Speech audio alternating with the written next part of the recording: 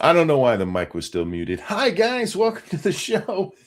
This is Monkey in the Morning. I'm your host, the Ranting Monkey. Hope everybody's having a good day out there. I am, I'm alive.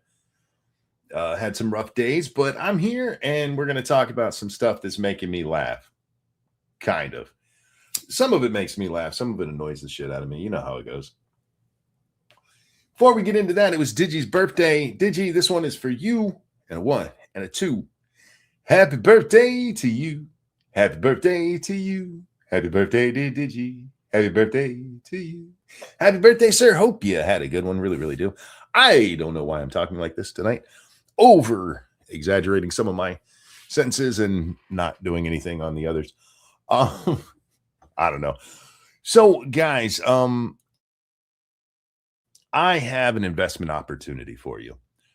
I know I've never done this before. I've never come to you guys and been like, hey, I got this thing you can invest in with me and we can make money together. Like I've never pushed crypto on you guys or been like, hey, here's monkey school or any of that nonsense that other streamers do.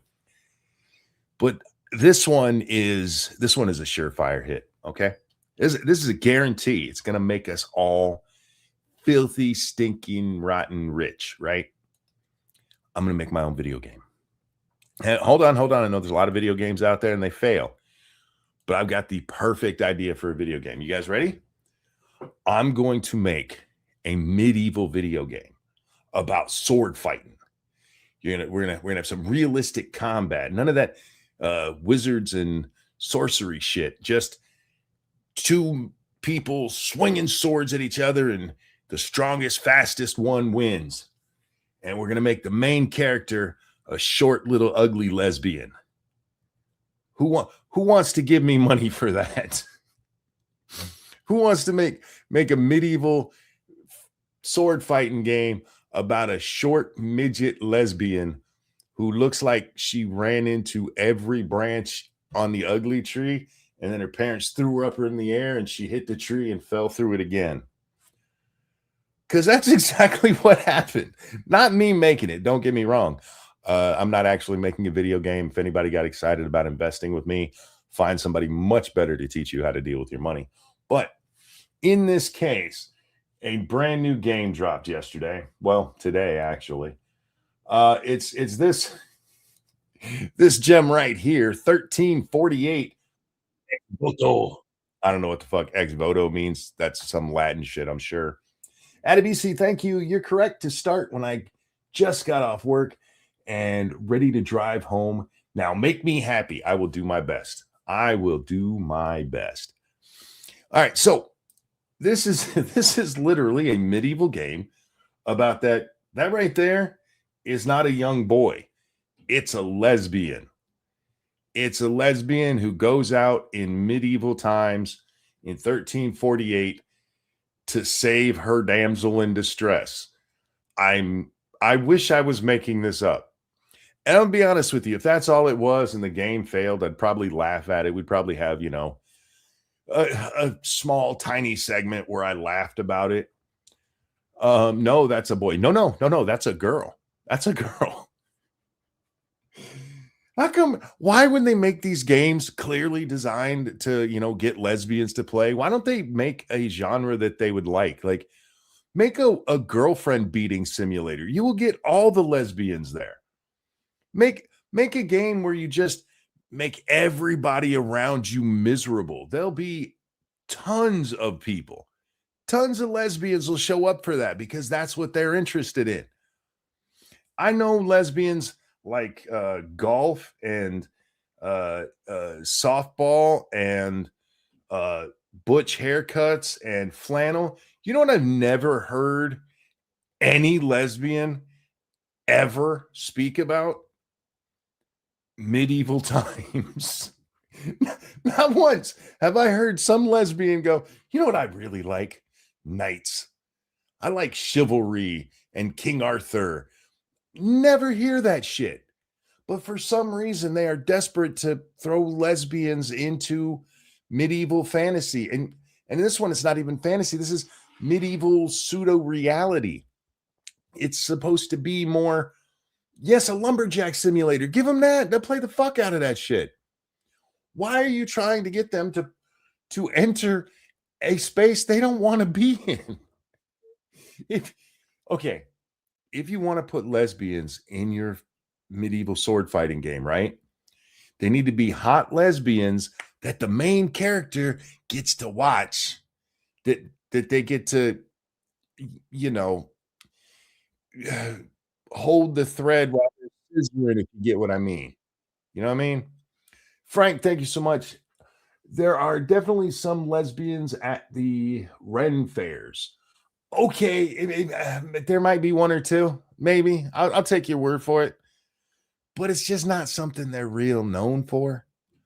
And how come in all of these girl gamer centric games? Oh, hang on. Jack, my friend, how are you?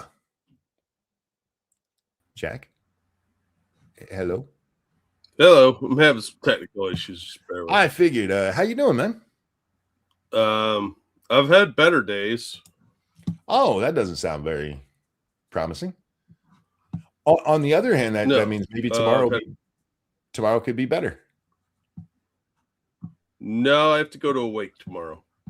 Oh shit! I'm sorry to hear that. You good to do this tonight? Me too. Unpleasant. Yep. We're talking about the lesbian medieval knight simulator. I saw a trailer for this. It looked dumb. It looked dumb, and it is dumb, and we'll get to more of the dumbness, but I was just asking the question. How come every time they decide they want we're going to get girls into gaming, they give them a female character, and it's always a lesbian, mostly ugly lesbians, but it's always lesbians. How come they don't give them heterosexual women? I don't know if y'all know this, but most women are heterosexual. Most of them aren't lesbians. Because the people designing this stuff only see themselves and can't see outside of that box. Fair. So I mean, the corporate types have kind of adopted that stereotype as the standard. As I was saying earlier, guys, I probably wouldn't have made much of a big deal about this game. It's a stupid premise. I might have mocked it a little bit, but it certainly wouldn't be a thumbnail. It wouldn't be the opening of a show. It might have been, an offhand remark near the end of the show, Jack, when we're wrapping up and just talking about silly shit we heard about, that kind of stuff. Mm-hmm. But these assholes, these fucking assholes who made this game decided they wanted to, how do I put this? Be douchebags. So I just want to leave this on the screen as I talk about this for a second, but notice that on here it says 250,000 wish lists. 250,000 people went to Steam and put this on their wish list. 250,000 people, Jack. How many things are on your wish list right now? Like 8 million? On mine, no, 15. I actually know that number for sure. I looked at it earlier today. That's awfully specific. There's 15 on there, and actually there's probably only about 3 of those that I'm actually interested in. I do follow several games just to see how the development cycle goes, because I'm on the fence about whether I'm interested in them or not. So I'll wish list them just so I can follow it. But anyway, in this case, their 250,000 wish list comes after they decided to be douchebags to another developer. So there's a game coming out called Knight's Path. And Knight's Path is there minding its own business. And some idiot in the comments to one of their tweets, I think it was a tweet, asked them, are you going to have gay people in your Knight game? You almost killed Shatner. Bad monkey, bad. Thank you, Retro. I did not realize I did that. I'm going to be honest with you. It can't be me. I haven't been sleeping. Oh no, he's got insomnia murder. I must have been daydreaming. So anyway, this game, Knight's Path, they're minding their own business, and of course, these days, it doesn't matter what the genre is. Knight's Path might give you an idea what that game is about. It's about playing as a knight in the medieval times. What? That's crazy. It's obviously a cyberpunk thriller. And so, of course, some jackass has to ask, wait, are you going to have a bunch of gays in there? To which they responded, we care about gaming and fun, not modern agendas. Oh my god. Oh my god. Where was Admiral Akbar when you need him? That was a total trap. You guys walked right into it. Great answer, but not the one that's going to keep you out of trouble. Well, most gamers went on their side, and a game that probably wouldn't have sold very much at all blew up. It blew up. Last I saw, they were sitting at 100,000 wish lists and actual engagement with gamers who are now looking forward to it. Yeah, but Velvet Mafia is after them now. Now, our friends here at 1348 X Voto decided that they were going to weigh in on that when they put out this little tweet here. Said, don't forget to wish list and note the release date on your modern agenda.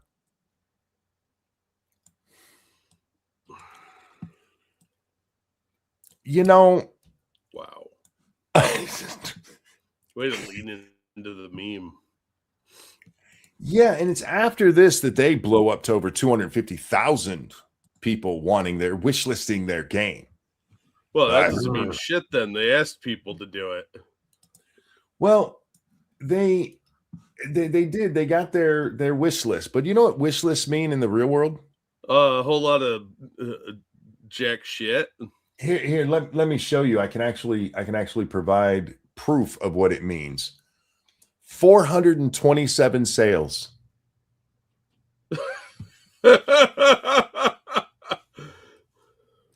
Their peak performance on the day of launch was 427 concurrent players. Dude, that's rough. I've seen indie games with better performance. 250,000 wish lists. So one of three things happened, okay? Either there were a whole bunch of trolls who were going, this is going to be the funniest shit ever. Everybody wish list this just so we can watch them fail. I mean, that does sound very Kiwi Farms, doesn't it? It could be, absolutely. Two, all the lesbians out there went, we're going to wish list that game and show them support, and then immediately turned it all off and never thought of it again. Also very plausible because that's the activist way, right? There's no real consequence there. You didn't spend a dime. They don't like spending money on the causes they believe in. But boy, did you give them hope before you made them want to kill themselves.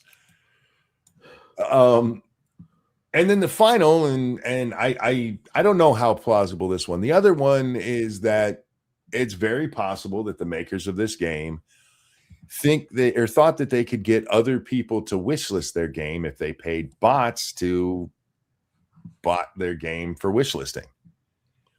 To get a Steam account, you don't have to really spend any money.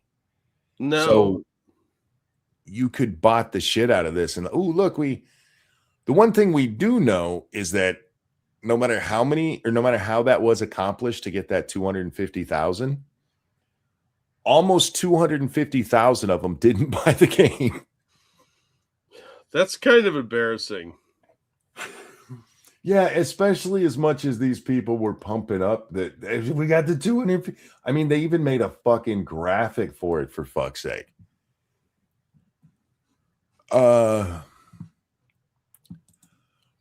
said this on Twitter. The people who think that a medieval game featuring a really ugly lesbian was going to sell aren't smart enough to understand why it didn't. You're talking about video games, first of all, male-dominated space. You're talking about medieval times, which, even if there are some lesbians at Ren fairs, male-dominated thing. You're taking all the fantasy out of it because this is supposed to be a realistic simulator, Jack, where you're an actual knight, not a sword and sorcery knight. Again, very male-dominated. Mm-hmm. Like, I know what'll get men, lesbians, but wait, we're gonna make them ugly. There's even a tweet where they say, "Why do you expect a woman to necessarily be attractive?" I don't know Just how well you can see the picture right there. Their account is the face of their character. That's a girl. That's supposed to be a chick, and that's who you want men to play. You want men to play as ugly lesbians. can I make an observation that's probably going to be offensive? I'm sure you can. Let's see. Um, can anybody else see the resemblance between that image and a slightly feminized version of Christian Slater from the film In the Name of the Rose? I've never seen that movie, but Oh I my can god, that's a see great movie, dude. That's got I, Sean Connery in it. I can see the um Christian Slater kind of look there. Yeah, just sometime you get bored, look up the movie and some stills of Christian Slater from it. He plays a young monk. It's when he was like 1920, somewhere in there. So the resemblance is pretty disturbing. Oh, shit. That's not where. Do, do, do, do, do. Did you? I know you keep telling me that's a woman, but I promise you it's not. It's not. It's supposed to be a boy. Although I will say this, we're gonna scroll through their account real fast. Look how much they were pumping up the wish lists and all that. I almost feel a little bad for them because that's got to be.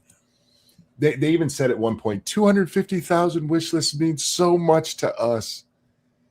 I feel like that we should get a wellness check on these people because thinking you're going Yeah, to sell 250,000, even if you thought, hey, you know what, we'll only get a quarter of that, right?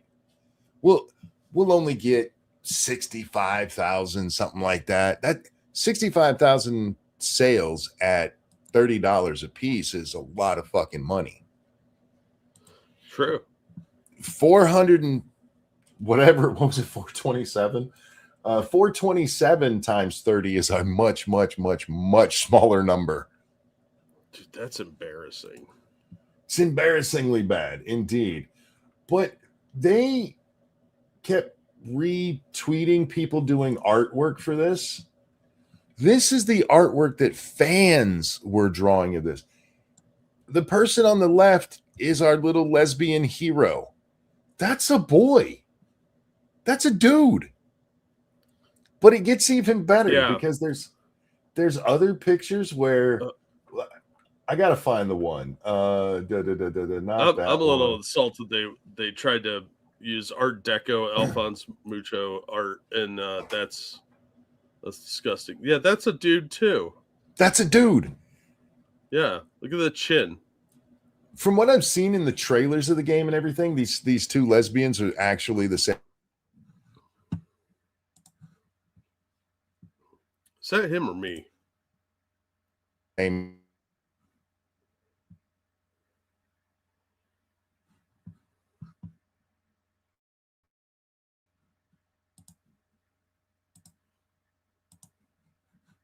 That's him. Okay, I was a little worried it was me. My internet's been a little spotty.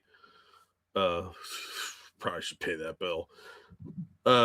Monk disappeared. Yep. You back yet, buddy? Monkey's back. Back again. The lesbians got Monk. I mean, that's always a possibility, I suppose. I just saw a flash of flannel and then it was over.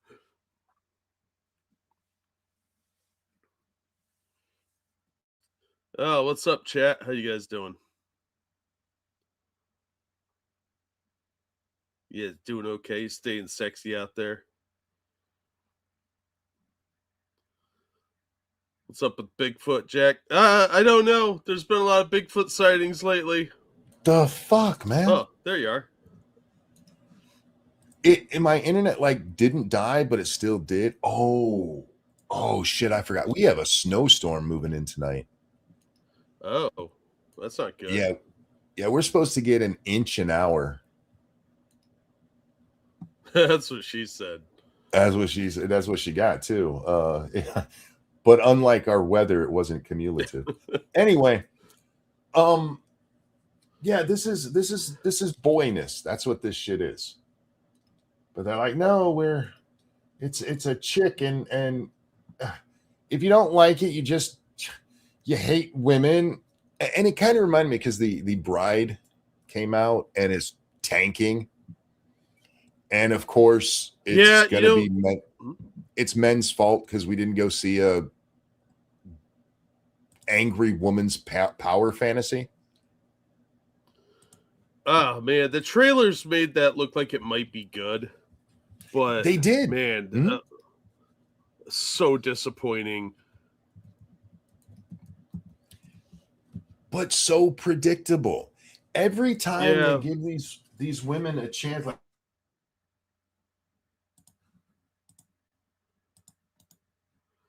man, just because even they don't want to fuck. Oh god damn it! Just because you throw money at a project doesn't mean it's going to turn out well. We've seen countless. No, I have nothing else running. I'm telling you, it's the weather. Because the snow was supposed to start about an hour ago, and by now it's probably getting pretty thick out there. Lame. That's all right. I mean, compared to Sunday when we're supposed to get a foot. Oh my god, you keep that shit up there. I don't want it. Yeah, I just wasn't paying attention, or I would have. But see, I was missing doing the show, so I probably still would have done it and been like, "Fuck it, deal with it, guys. You'll be fine." Hey, real quick, thank you, Frosted Glass. The reason lesbians don't belong in medieval games is pretty straightforward. Until the early 18th century, lesbians typically died very young because the invention of carpeting, they had nothing to eat. Learn history, people. That's Fair. true. And flannel hadn't been invented yet. And Subarus, non-existent. He's downloading something. I rarely download anything. There's very little I even want to play anymore, Jack. I sat here for the last 2 days not playing video games. I wanted to. In fairness, for part of that, I was also in a lot of pain and just had my head on my desk. And it's very hard to play a video game when you're staring at the ground. Well, if you put the monitor on the floor, it'd be easy. It would be, but that would have required effort I did not have. Well, the foresight, buddy. You got to plan ahead. But as I was saying with like the bride, I know there's going to be articles that are now going to come out because this kind of blew up over the whole modern agenda thing. Yeah.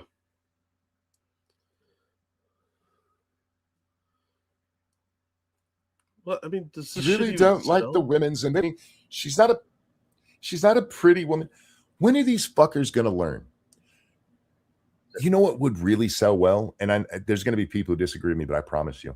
You make this same game, but make the lesbians hot and have them scissor at some point. You don't even have to show it. Just camera pans up as you hear them sticking together. You know what I mean? That game will sell. Make that a mini game where you have to make them scissor. Yeah. Where, you don't have a sword to put in the sheath, so you just push this 2 sheaths together. It still works. You can't take all of these male things and piss on all of them and expect to sell a lot. Yeah. They would have been better off doing a medieval Mulan where it's a woman pretending to be a man for some reason, and then she falls in love with somebody and some dude plows her halfway through the game, whatever. But they would have been better off doing that, having a girl undercover there, just one of the boys. But they're not that smart. They have agenda, they don't have story. And every time I see one of these things, I just assume the plot sucks and the gameplay's probably ass, because every time they do this crap, they focus more on the message. They don't focus on the quality of the actual game. Monkey, have you heard of Hollow Knight? I've been playing it. It's been pretty fun. I have. Indeed, I've given away the game Hollow Knight before. It's not for me because it's a platformer, and I don't really play platform games or side scrollers in general. It's why I've never played Terraria or several like Ratopia's out right now, and I'd love to play that, but it's all in fucking 2D side scroll. No, not my jam, Jack. In this case, I do know people love Hollow Knight, and what's the Silk Knight, the follow up? Is that what it's called? People seem to really love that one. It did gangbusters when it came out. This game here, the one we're talking about, this 1348, it should be a game for a gamer like me. I played both Kingdom Come Deliverance and Deliverance 2 and suffered through the shit combat of both of those. Silksong, that's what it's called. Thank you. I suffered through the shit combat of both of those, but I still had a lot of fun because you're in the medieval fantasy and swinging swords, and it was cool. I have literally no interest in playing in a tiny lesbian. I mean, there's a few tiny lesbians I'd play in, but fair enough. I have no interest in playing that in a medieval fantasy or in this medieval fantasy genre. Yeah. In a game where you're striving for realism. I mean, that is the selling point of a game like Kingdom Come Deliverance, is the more realistic combat, even though it's a video game. So how realistic can it be? But you're not doing fanciful stuff. You're swinging a sword hard and just trying to beat the other guy down, and it takes a while and it's frustrating. And I imagine it's very much what sword fighting with broadswords is really like. You can't take that and be like, we're going to make this kind of realistic, and then go, and we're going to let the 4-foot lesbian beat everybody's ass. Because, you know, the only person they're going to beat up is their girlfriend. In this story, the two people are Ada and Bianca. And the only one Ada's going to beat up is Bianca, because that's what lesbians do. As you said, statistically, don't come after me, y'all.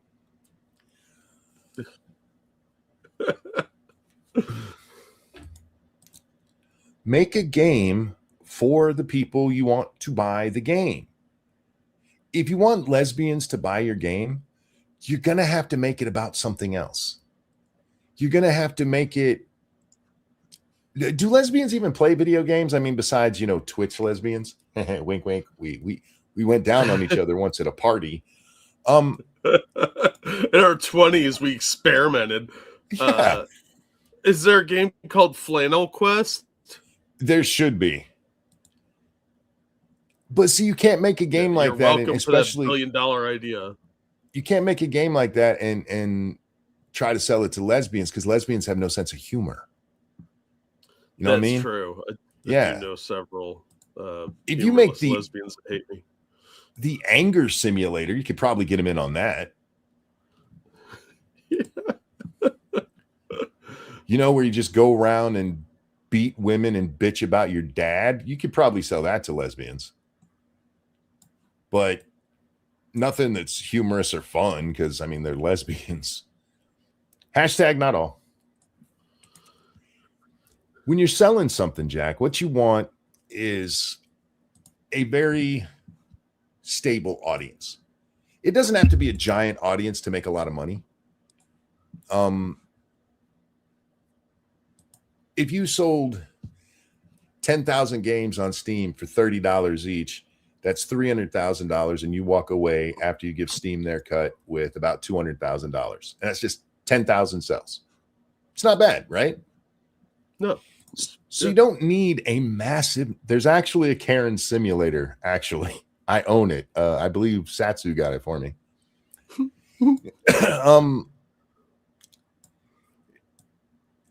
What you do need, though, is an audience.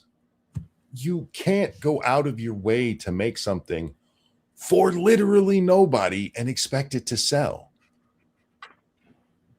You know what I mean? Apparently, you can expect it to sell. You can, but you'd be retarded for doing so. Well, like if you came up with the you developed a pill, and the only thing the pill does is make your anus itch. there might be 4 or 5 people who buy it, and the rest of us are going to pretend we never heard it existed. Because anal itch is not something anybody wants. And that's what this game is. This is anal itch the game. There's no audience for this shit. Except for the idiots who made it. And the 12 of them, or however many they have at this studio, are not enough to buy their own game and make it successful. 427 for a game that got a shit ton of coverage, free coverage, because of the whole modern agenda controversy. And you only could sell 427. At some point, I get it. You want to put your modern agendas and shit, right? That's cool. But at some point, you still have to make money. You're a small game studio. You're not Disney. You can't waste $1 billion on stupid vanity feminist projects and still get to keep making other stuff. The only way they could get away with a woman as a knight is Joan of Arc, and she's chased all the prostitutes out of camp with her sword the day she arrived. I don't want to talk too much about Joan of Arc because I know she's very sacred to a lot of people. Same with like Mulan. But I'm just going to say on the record, it's bullshit. It's very over exaggerated what they actually accomplished. But anyway, you guys want to keep wasting money? Fine. I'm going to keep laughing at you for it. And when you do stupid shit like pump yourself up over the modern audience bullshit and it blows up in your face, I'm sure you're having a horrible day right now. This also released on Console Jack, so we don't know how many sales there are, but considering the console market is even more male driven than even the PC market, I'm going to go out on a limb and say it probably didn't sell much. Yeah, I agree with you. This studio is going to end up shutting down over this massive failure. Well, it's an embarrassingly predictable failure. How did they? I mean, I know games take a while to make, but how did you not see this as like a terrible plan? Like, we're going to do yet another generic lesbian story? It's not like this hasn't been done. I want to introduce you to another game that I'm pretty sure you've probably never heard of. It's called Relooted. Is it a sequel? Nope. Then why? Okay. This is Relooted. Relooted is a side scroller game that cost several $1 million to make. And it is all about running around the Western world and stealing back artifacts that were looted from Africa. Oh, for fuck's sake. Okay. I'm going to be honest. Whatever. The most offensive part of this to me is that this game cost several $1 million to make. Yeah. It's a side scroller. I mean, you're not reinventing the world here. Now, last I looked this up, let me see if I can. Wait, are you robbing the place wearing bright yellow? Yeah. Okay. So, Relooted had on the Steam charts. Let's see. If you thought 427 was bad, this is their all-time high, 57. The most players that played this game at one time was 57. I mean, is the game fun at least? No, it's a side scroller where it's bad side scroller where you're saving African artifacts. I went and read some of the reviews of it, and apparently the first artifact you steal back belongs to the Dahome or whatever they were. The ones famous for selling Africans into slavery to Europeans. But you're going to go back and where they steal back the slaves. You would think, right? At least some. But their tagline for the game is something like, is it even stealing if somebody else already stole it? Like, get fucked. Get fucked. But I'm glad to see these kind of games are failing miserably. I just want to know how a game, even with this concept, being a side scroller, got a multi-million-dollar budget. I'm kind of weirded out how much money they spent on it, because it doesn't seem like that budget should be anywhere near that high. I just want to point out that right now, out of the almost 8 billion people on the planet, or over 8 billion, whatever the estimate is now, 3 people are playing this game. Wow. Guys, your lives make me sad. All 3 of you. This is the game you're playing? Did you get it free? And you don't have any other games? Well, what gets me is this is like a uniquely Western civilization issue. Like this obsession with things being looted from Africa and the slavery thing. It's almost uniquely American in the Sure. navel gazing elements, but it seems to be that they're so hyper focused on their own personal, not even agenda, just their personal bugaboos about history, that they can't see that there's no market outside of a specific group of people. Like, you are limiting your audience with such a very narrow topic. It seems kind of self-destructive. It is. It's counterintuitive. I saw this game, Jack. I'd never heard of it until today. And I saw it because there were people complaining that gamers were cheering for this game sucking and getting destroyed. It got destroyed by the game makers, let's just be honest.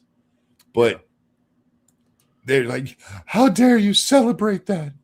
Well, how dare you keep feeding us crap and telling us we have to take it? Yeah.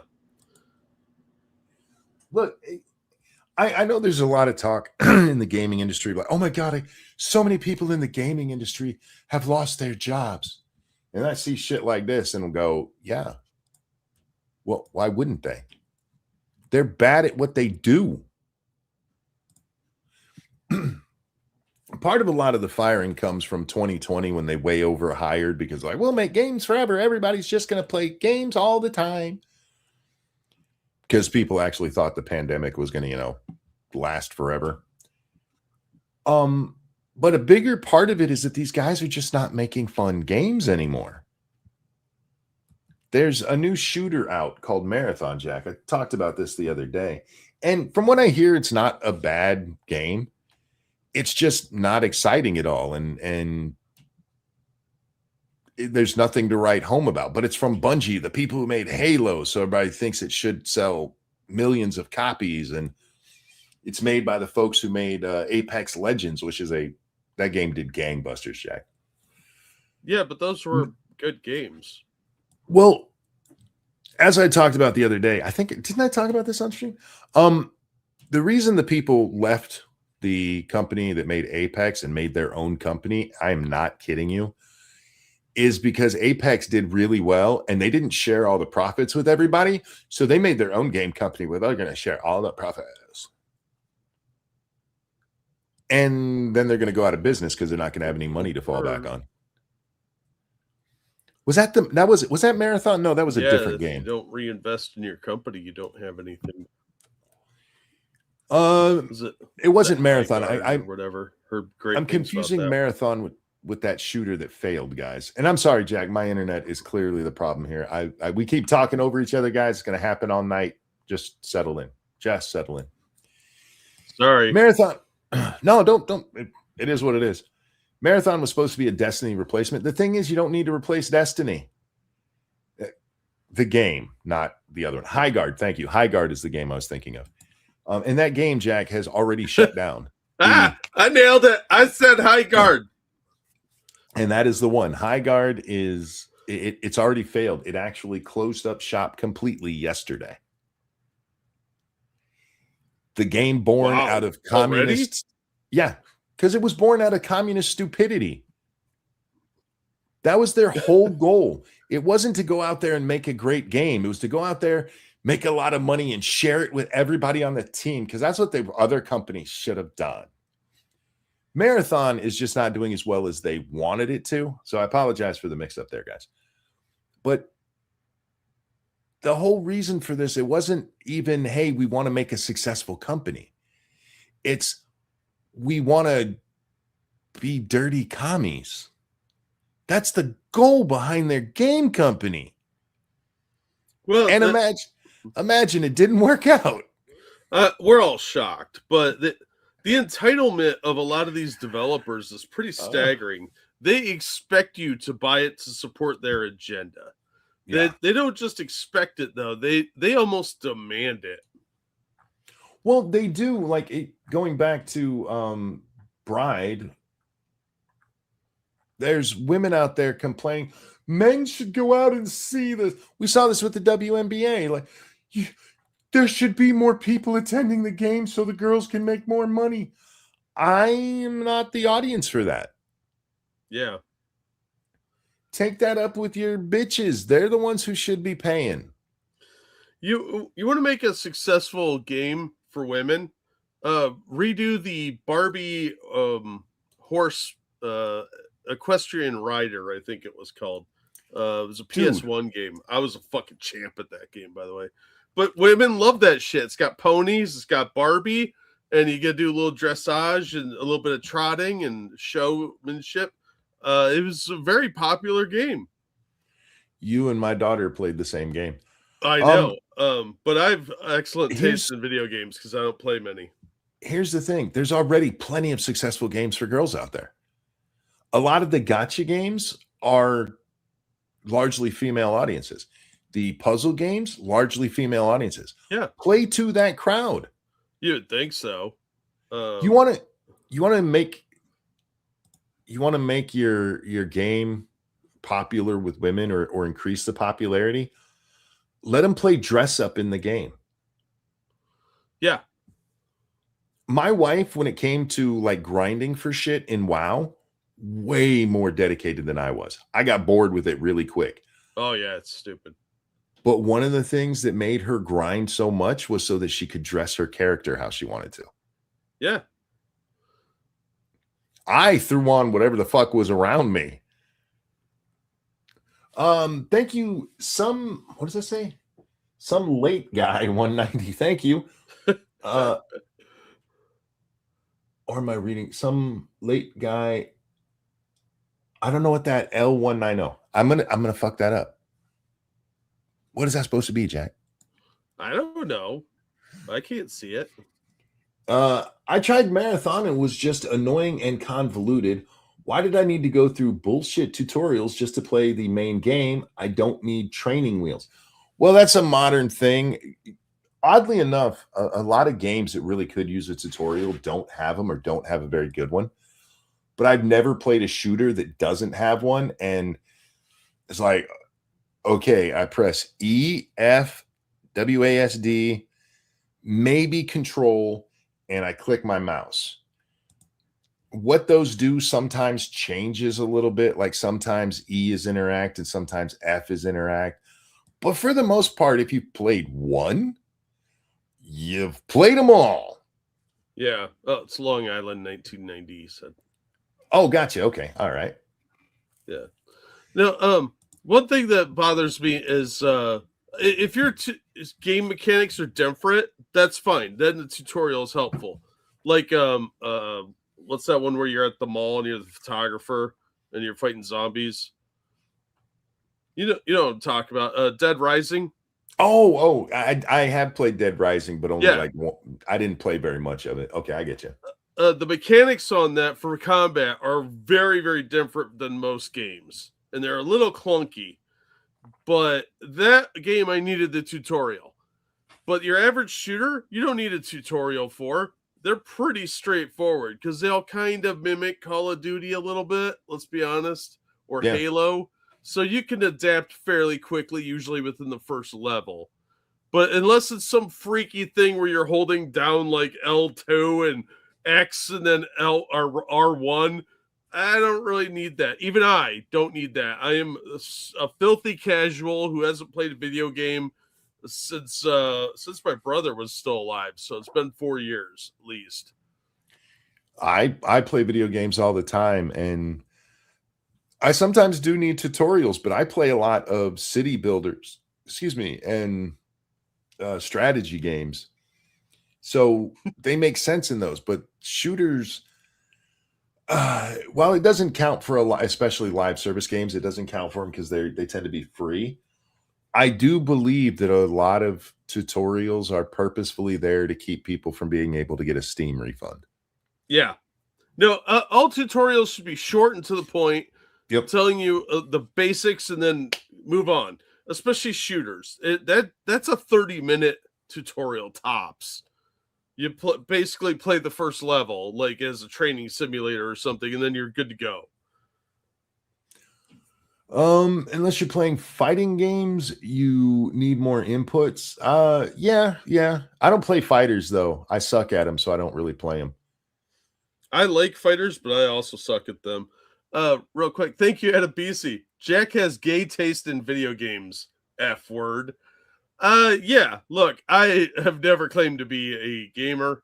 I haven't played games in a long time, but I dated this chick that loved that Barbie game. And when we were getting ready to break up, I mastered that game so I could crush her at it. Nice. And yes, that is super petty, but I actually had a lot of fun playing that stupid fucking game. All right. My next topic tonight, this was gonna be the main topic until I checked the sales for 1348 and I had to have a laugh at it. Dude, that is embarrassing. Oh my god, who is this generic happy girl? This is No. I guess we could make it small and look. Her name is Marina McBain. That's a fake name. She's got 150K subscribers here on the YouTubes, and this is a video called Cheating is the Plot and We're Supposed to Clap. What? And YouTube has been pushing this video on me. I don't know why. And I didn't want to watch it, Jack, because on the thumbnail it says cheating equals romance, and it shows the people from Wuthering Heights, which I'm just going to be perfectly frank, I don't care about the new movie. I didn't care about the old novel. Don't give a shit that they turned it into girl porn. It was it was weird girl porn before. It just had less porny to it. Well, it was a romance novel from the 1800s. It's not exactly going to appeal to everybody. And it's a good book, but it's definitely a laborious read for anyone that's under 50, I think, because it uses a lot of it's dry, it's boring, and it takes a long time to get anywhere, like all the books of that era. So, I mean, unless you love Dickens, that one's a tough one. So they have Catherine and Heathcliff and whatever the other guy's name is on the thumbnail. And then the other couple in this cheating equals romance theme of hers is Jim and Pam, and there's a picture of Roy from The Office. And I knew it was going to piss me off if she tried saying that there was cheating in that fucking relationship. Oh, for Christ's sake. Yeah, I'm already mad. Yeah. Don't worry. She's going to explain it in excruciatingly bad detail. And whatever your name is, what was it? McBride? McFly. We're just going to call you McFly. I like that you got your I'm a junior high school cheerleader hair in, because that's you're too old for that if you're out of school. I'm just saying. Look, unless you're playing some sort of cheerleader sex game with your spouse, double pigtails, ladies. I tried to watch some of her other stuff. I can't tell you what her politics are. I don't know. Because every time I started to watch it, it is this pretentious, overthought, and often not very intelligent stuff. And I feel like what we're going to watch will give you a full indication of that. Is this live? No. Figure that out. Anyway, so she's going to explain how Pam and Jim's romance was fucked up because of Roy. He was the good guy, Jack. Uh-huh. And once you notice it, you see it in absolutely everything. But not. She literally did the Anita Sarkeesian. Yeah. What we're talking about here is that she had been talking about The Notebook. Because even though she has Wuthering Heights on the thumbnail, she barely touches on that. She spends the whole time talking about The Notebook and then this. And in The Notebook, I don't know if you've seen that, Jack. I have, because I have a wife. Yeah, I saw it, but it didn't really pay attention to the movie, if you know what I'm saying. Oh, sure. I didn't hate the movie. I like rom-coms, and that's not a rom-com, it's just a romance story. That's the one with the forehead lady, right? Forehead and fuck, what's his name? Gosling. Oh. Yeah. And there's a scene in that I've often pointed to when we're talking about feminists, because feminists are always like, if you say no, you should never ask that girl out again or show any interest in her because she told you no. And I often pointed out that The Notebook, beloved by women everywhere, she tells him no repeatedly. She only finally agrees to go out with him when he puts his life in danger climbing up a Ferris wheel to get her attention. And it's like, I'm going to let go if you don't go out with me. And this woman is like, oh, that would have actually ended up in like some kind of murder suicide thing. And like, no, women actually do like when us idiot guys make a big show for them, that we try to get their attention, that we put that much effort into getting their attention. And sure, it helps that he looks like Ryan Gosling and not like Jason Alexander. But yeah, if you've ever seen like a pretty girl with a really ugly guy, I guarantee you there's a story in there about how he got her attention. It's not like on money. TV where it's like, he was just always there for me. No, he did something to get her attention. Yeah, he bought her a Ferrari. That used to be courting, Jack. That's why young men do stupid shit. It's to get the attention of women. And sometimes just to make your friends laugh, honestly. But well, there's that. When we're doing it and there's women around, we're doing it hoping that women are like, he's so crazy. And you know what, ladies? It fucking works. You know it, I know it, and only feminists pretend it doesn't. Well, they're angry that it never happens to them because feminists are usually like ugly, repulsive people inside and out. If you want a story about a guy who didn't deserve to be cheated on and it was played up as a romance, The Bridges of Madison County is a much better example. In The Notebook, I mean, Gosling and Forehead get separated because her parents don't like that working class guy. Yeah. And he's trying to get himself an uptown girl. He is. And you know, the parents just keep getting involved, and they do eventually get together, and it's a romance for the ages. They stay together all the way up until, you know, she's got Alzheimer's and he dies. And she forgot because she has Alzheimer's. Yeah. So if you're going to go for one of those, at least go for one that makes a little bit more sense. I mean, yes, she does cheat on her fiance in that. That's true. But I mean, I love that this woman doesn't understand the concept of the one who got away, which for a lot of people is a thing. Oh, yeah. Yeah. I mean, a lot of guys have Lex Luthors. That's the chick you compare all other women to when you're dating. A better example probably would have been Devil Wears Prada, because that chick cheats on her boyfriend and has zero remorse, and she strings him along through most of the movie before finally dumping both guys. Now, here's where she's going to get into her office talk. And as soon as she started, like, "Meh, meh, meh, meh, meh, meh." I love The Office. I don't think it's a funny show. I still stand by the fact it's not that funny. It had a few moments, but it's not gut-bustingly hilarious funny. It's like, oh, that was cute. Yeah, it's never going to be on par with some of the greatest comedy shows of all time, but it is a really good show, and it does have some great moments of comedy. US or UK? Well, part of my problem with The Office is I do consider those to be two entirely different shows, because Mhm. after season one here in the US, and this is something they stated outright, they changed Michael, not just his name, but Ricky Gervais's character is just a twat. He's just a twat. He's not misunderstood like Michael becomes by the end of The Office. He's just a dick. They're both incredibly socially awkward and don't read cues well, but in different ways. Whereas, like, Ricky Gervais's character is much more abrasive and douchey Mhm. and self-absorbed. Michael's just an idiot. Yes. Michael desperately wants to be loved.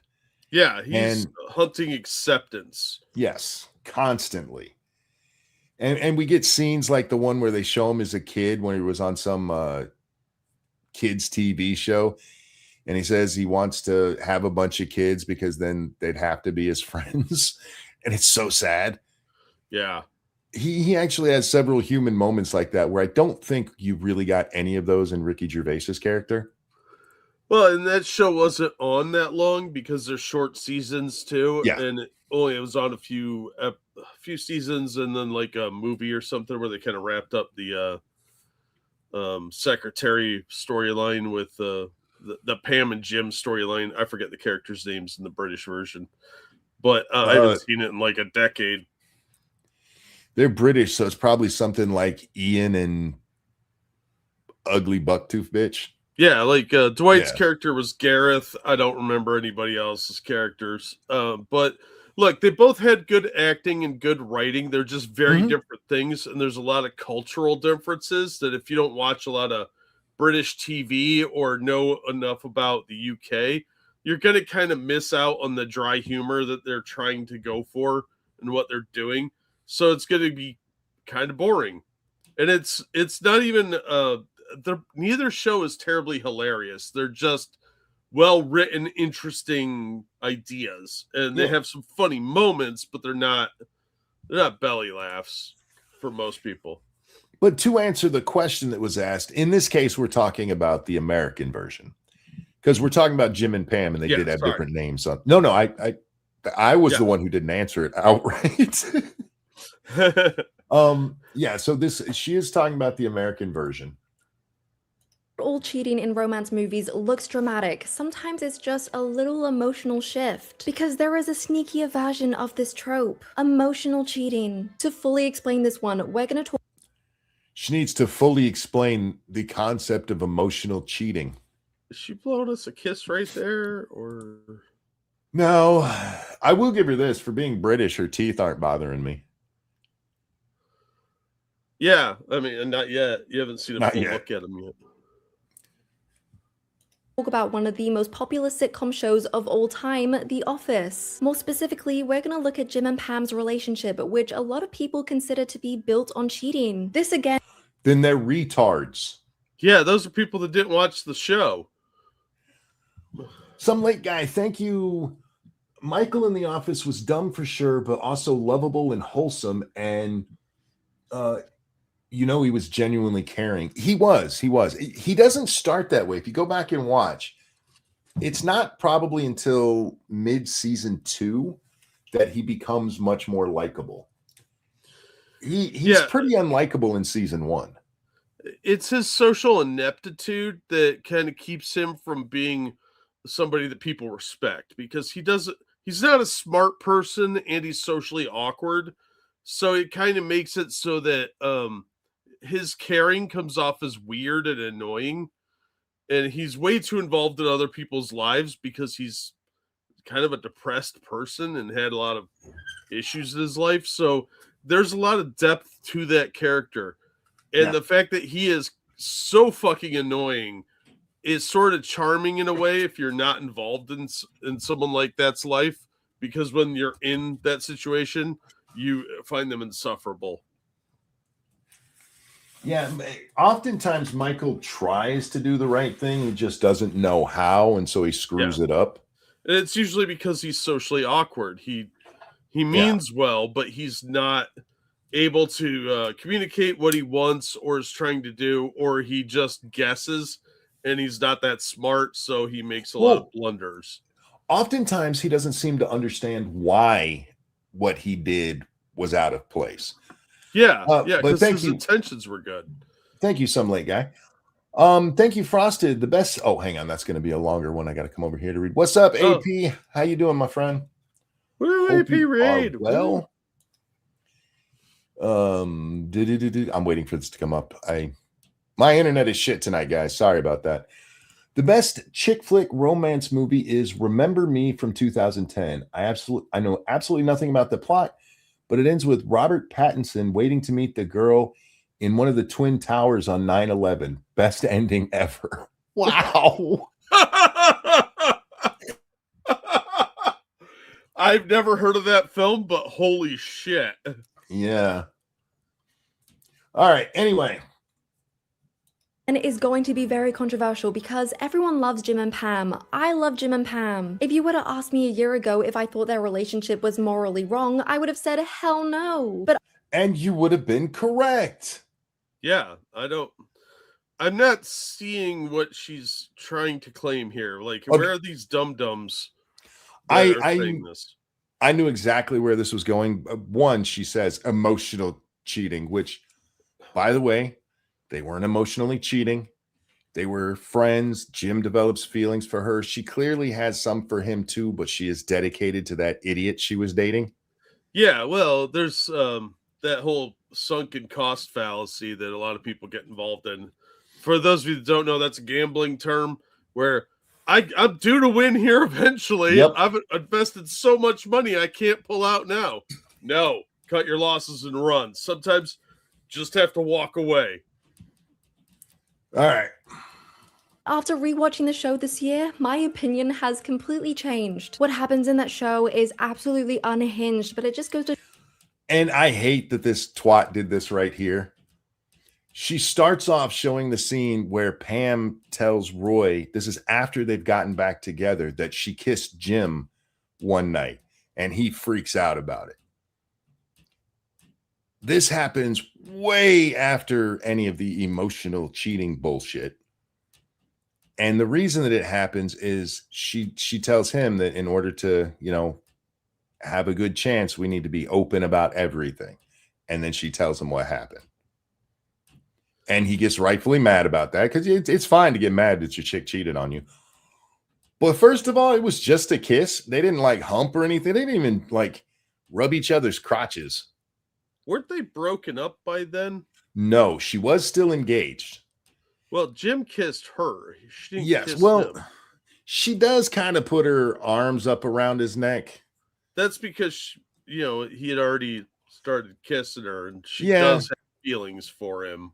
But I don't know if that's cheating or not. I don't, it's kind of a gray area. She even says, no, I can't do this. Yeah, because she's with somebody else. Yeah. But she's not the one that instigated the kiss. Anyway, here we go. Show how TV shows can reframe anything and make us root for it. Season 1 of The Office is only 6 episodes long. 6! And in that time, the show somehow gets you fully invested in a relationship where one person is engaged to someone else.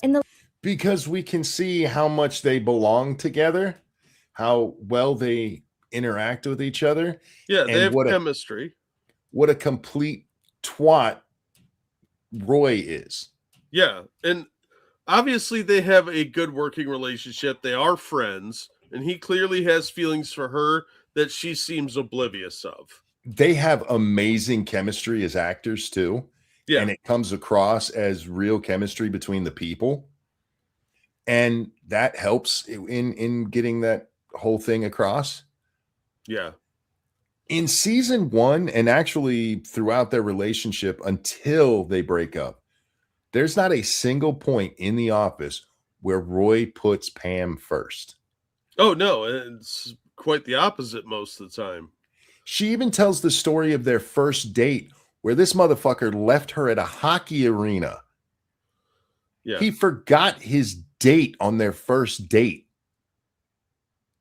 But how they subtly make it, how did they pull this off and make us root and think it's a good thing?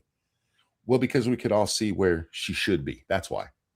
Yeah, and we've all known somebody like this that was in a toxic relationship Sure. with somebody that was just obviously didn't actually love them and didn't treat them well, and probably should have been broken up with ages ago, but they stay with them just out of sunk cost fallacy. You already have so much more investment, either morally, financially, or just emotionally, that you just can't cut it off for some fucking reason. And Mhm. it's almost always women in this relationship. Yep. There are a few times it's the other way around, but not as often. We see Jim, the nice guy, who is just having to sit there. He actually tells the story at the wedding when he does the toast beforehand about how he was just waiting for his wife and he just had to sit there and wait. Which, by the way, don't be like Jim. Be more like me and just go get the woman you want. Yeah, Women like that shit. Yeah, and waiting, you're gonna die alone. Yeah, because in real life, what would have happened is Pam would have married Roy and she'd have just been miserable until they got divorced after he beat her one night in a drunken rage. Yeah. And Jim would have found a nice chick with big old boobs that he'd eventually, Pam come crawling back and he'd be like, all right, I'll ruin my good thing for you. I'm going to write a romantic comedy. I don't know if romantic is the word. Anyway. You're going to write Little a trailer pilot. park love story. Yes, that's a Walmart love story. I've seen it happen. Yeah. Anyway.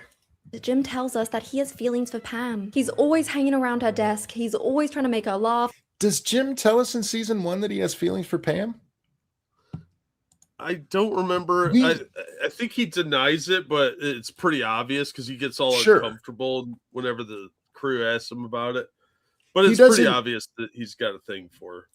Yeah, as far as I remember, he doesn't actually mention having a thing for Pam until the boat trip that they all take. And he tells Michael that he had a thing for Pam. Why would you ever tell Michael a secret? Because as much as I love Jim's character, sometimes he's an idiot.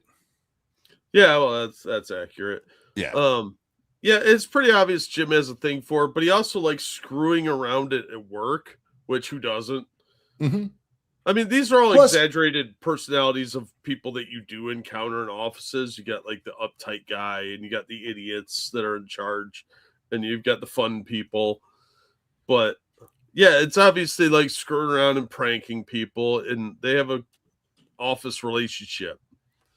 But also look at how, and they did this very well in The Office. Look at how Pam is looking at Jim.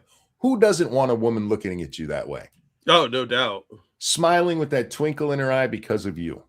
Yeah, and Pam's a cutie too. By the way, this is how my wife got me, is making that face right there.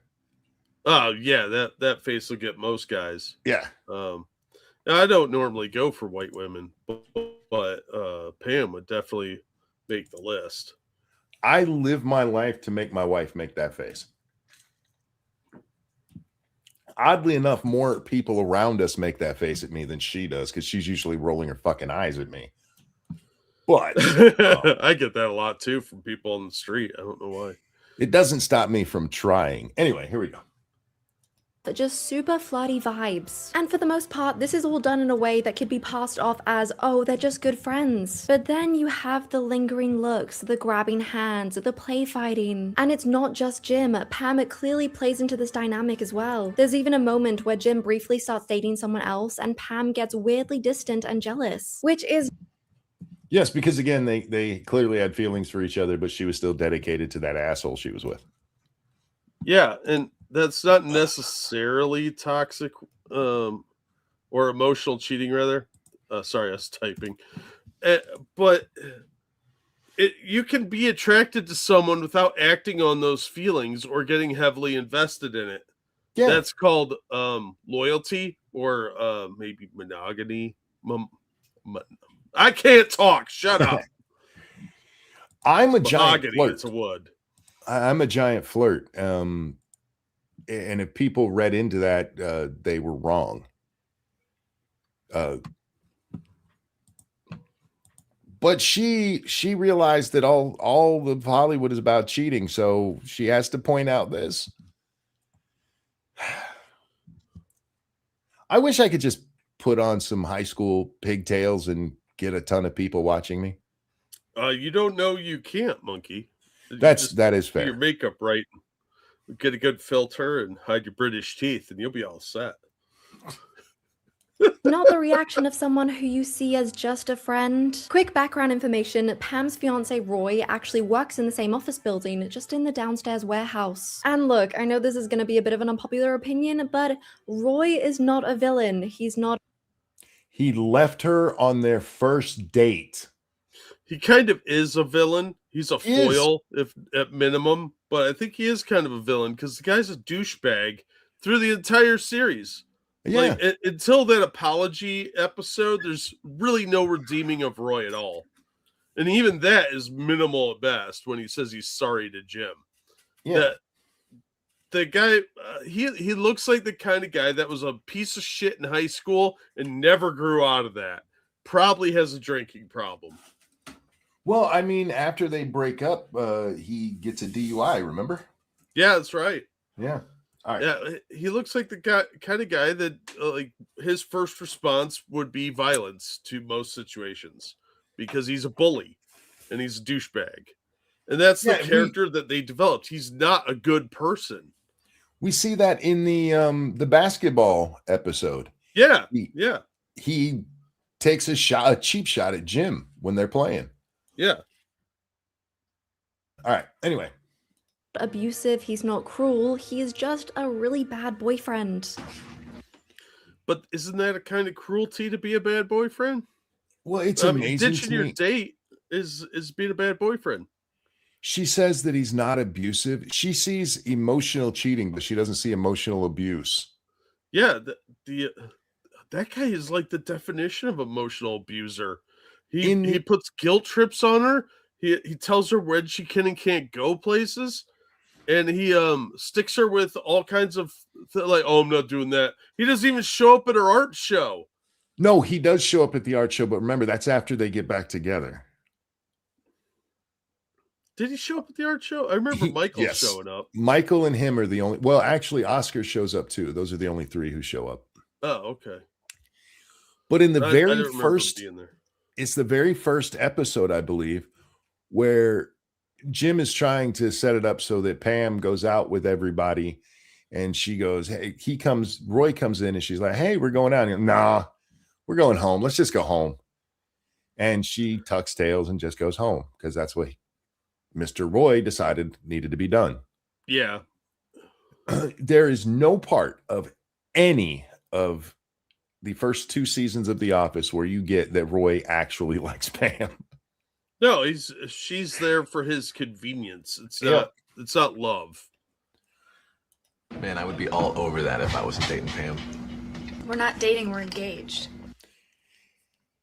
Just a bad boyfriend. In front of her. It's emotionally abusive to do that right in front of your girlfriend. And to say dating instead of engaged. For fuck's sake, bro. Well, he never said a date, so. That's true. That's true.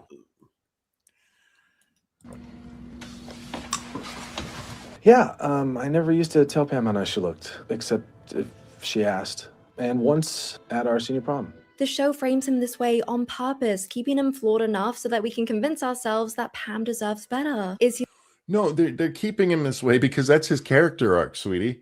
Yeah, a lot of guys are like, I know guys like this. Sure. And they're miserable douchebags because they can't keep somebody around because they're miserable douchebags to be around. Not me, other guys. If Roy had been a better boyfriend, the Jim Pam thing doesn't work. Yeah. Because, you know, she would be happy with who she's in, and they could still be flirty and everything, but to her, it would just be, oh, he's a friend, pat him on the head. Yeah, it's your work spouse kind of situation, but it would just be mild flirting at work for the sake of something to do and to stir up some drama.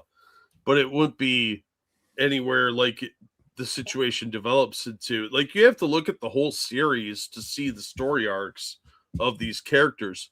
And she's picking and choosing elements that fit her narrative, and that doesn't work with this. For the record, by the end of the series, this works out very well for Roy, because he ends up getting fired over the whole thing, and then he goes off and gets into, I believe, construction, and Jim and Pam go to his wedding reception later. And he's got a bride that he actually likes, and he's got a nice house, and his company's doing really well.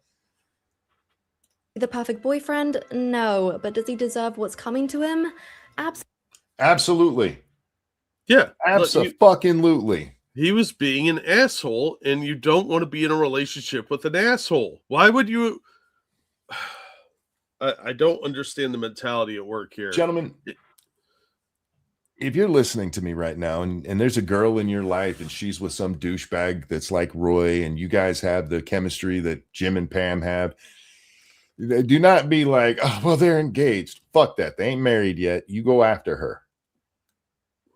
You put it on the line. And look, it might not work out, because in real life, she's like, but I'm still engaged. But if you get that chance, you take that chance. Don't be a bitch. Well, how many times have you seen somebody, a woman is usually, dating a piece of shit, and you're like, what are you doing? But too often people don't speak up because it's not my place. I don't want to get involved in their relationship. Sometimes you have to say, look, we're friends. That guy's a piece of shit. What are you doing? In 10th grade, I was interested in a girl. She was walking with her boyfriend. They were holding hands. We were passing each other. I grabbed her hand and took her with me because I was interested in her. We ended up dating a little while later. Then she introduced me to my wife. And then you hit her in the face with a shovel. No, where did the face thing came? I hit that chick in the head. That sounds funnier to say face. It's like a Bugs Bunny cartoon then. Circus Zero, thank you so much. Who says, sing for me, monkey man? It was back on the 8th. Well, Circus Zero, for you, a 1 and a 2. Happy birthday to you. Happy birthday to you. Happy birthday, dear Circus Zero. Happy birthday to you. Happy birthday, sir. I hope you had a great one. I really, really do. Absolutely. All right, back to our frigid friend here. Better. Is he the perfect boyfriend? No. But does he deserve what's coming to him? Absolutely not. Season 2 is where things get... Can we just talk about what came to Roy? Because in his mind, all he knows is that Pam dumps him. He doesn't know about that kiss until later.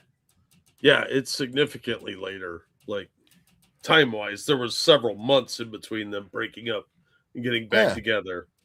So at that point, all he knew is he'd been a bad boyfriend and got dumped for it. Did he deserve that? Yeah, he did. He deserved to get dumped. Absolutely. He was an asshole. All right. Really crazy. It opens with the Dundies, which is the office's annual award show held at Chili's. They're all drinking, the vibe is awkward, and it looks like everyone's just having a very miserable night. Especially Pam, who gets into a fight with Roy, who then storms off and leaves. So to deal with this, she starts drinking more and more and more and more. Can you tell where this is going? In her drunken state... Yeah, because I actually have seen the episode many times.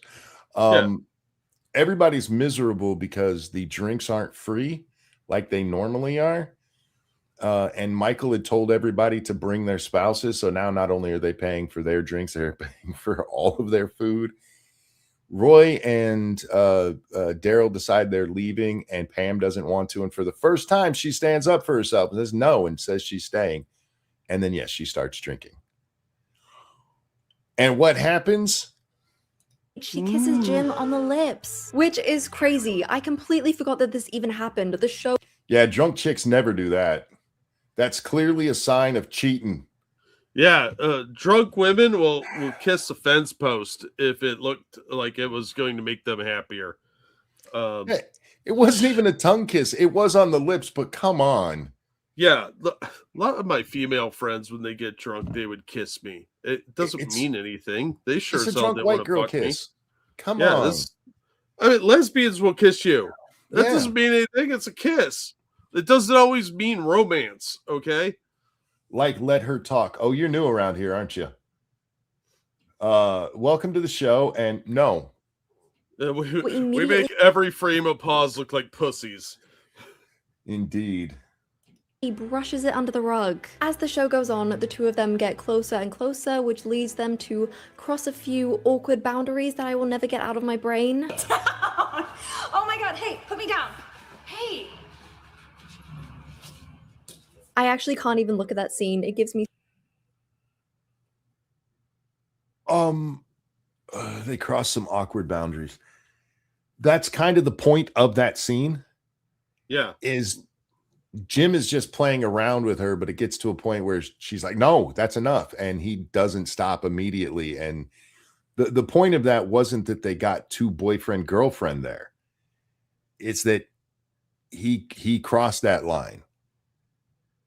And he even tries to send her an email at one point in that episode. Yes, guys, I've watched this much of The Office. He tries to send her an email explaining, hey, I'm sorry if that was awkward for you. And instead, what he ends up doing is just buying her a bag of chips because they talked about it's a payoff from something earlier. As he walks out, and then she grabs it, and you see her. She is a very good actress for facial expressions. Yeah. But the point there wasn't like he grabbed her titty or something, and she's like, "Oh, I like this. Oh, wait, I shouldn't." It was just the flirty play got too much, and she told him to stop, and he didn't. And she was being serious, and he didn't realize it. Which, by the way, happens with men and women all the time. Yeah, even in relationships, like I've done that with my wife, where I didn't realize that she wasn't playing anymore. And then I was in trouble because I was still just playing. That's something you have to learn when you deal with women.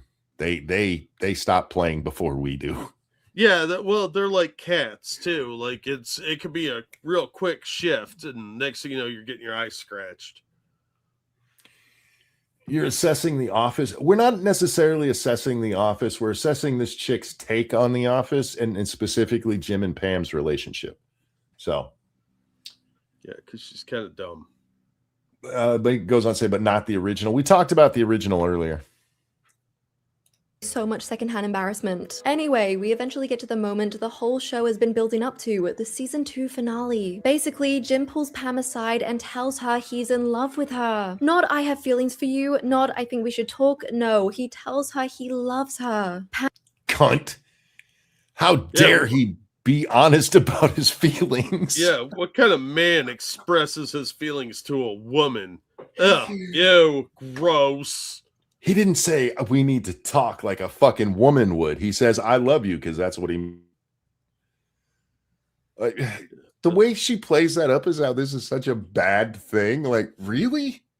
Is she gonna say that Pam clearly was afraid of being raped right there? Because, that's kind of where this sounds like it's going. Pam immediately looks like a deer in headlights, unable to process what she's just heard, but she tells him that she values their friendship more than anything in the world and immediately shuts it down. So as you can see, to which he says, but I want more. She said, what do you want me to say? Because she still is being faithful to that fucking douchebag Roy. Yeah, but there is some clear conflicting feelings on her Yes. end.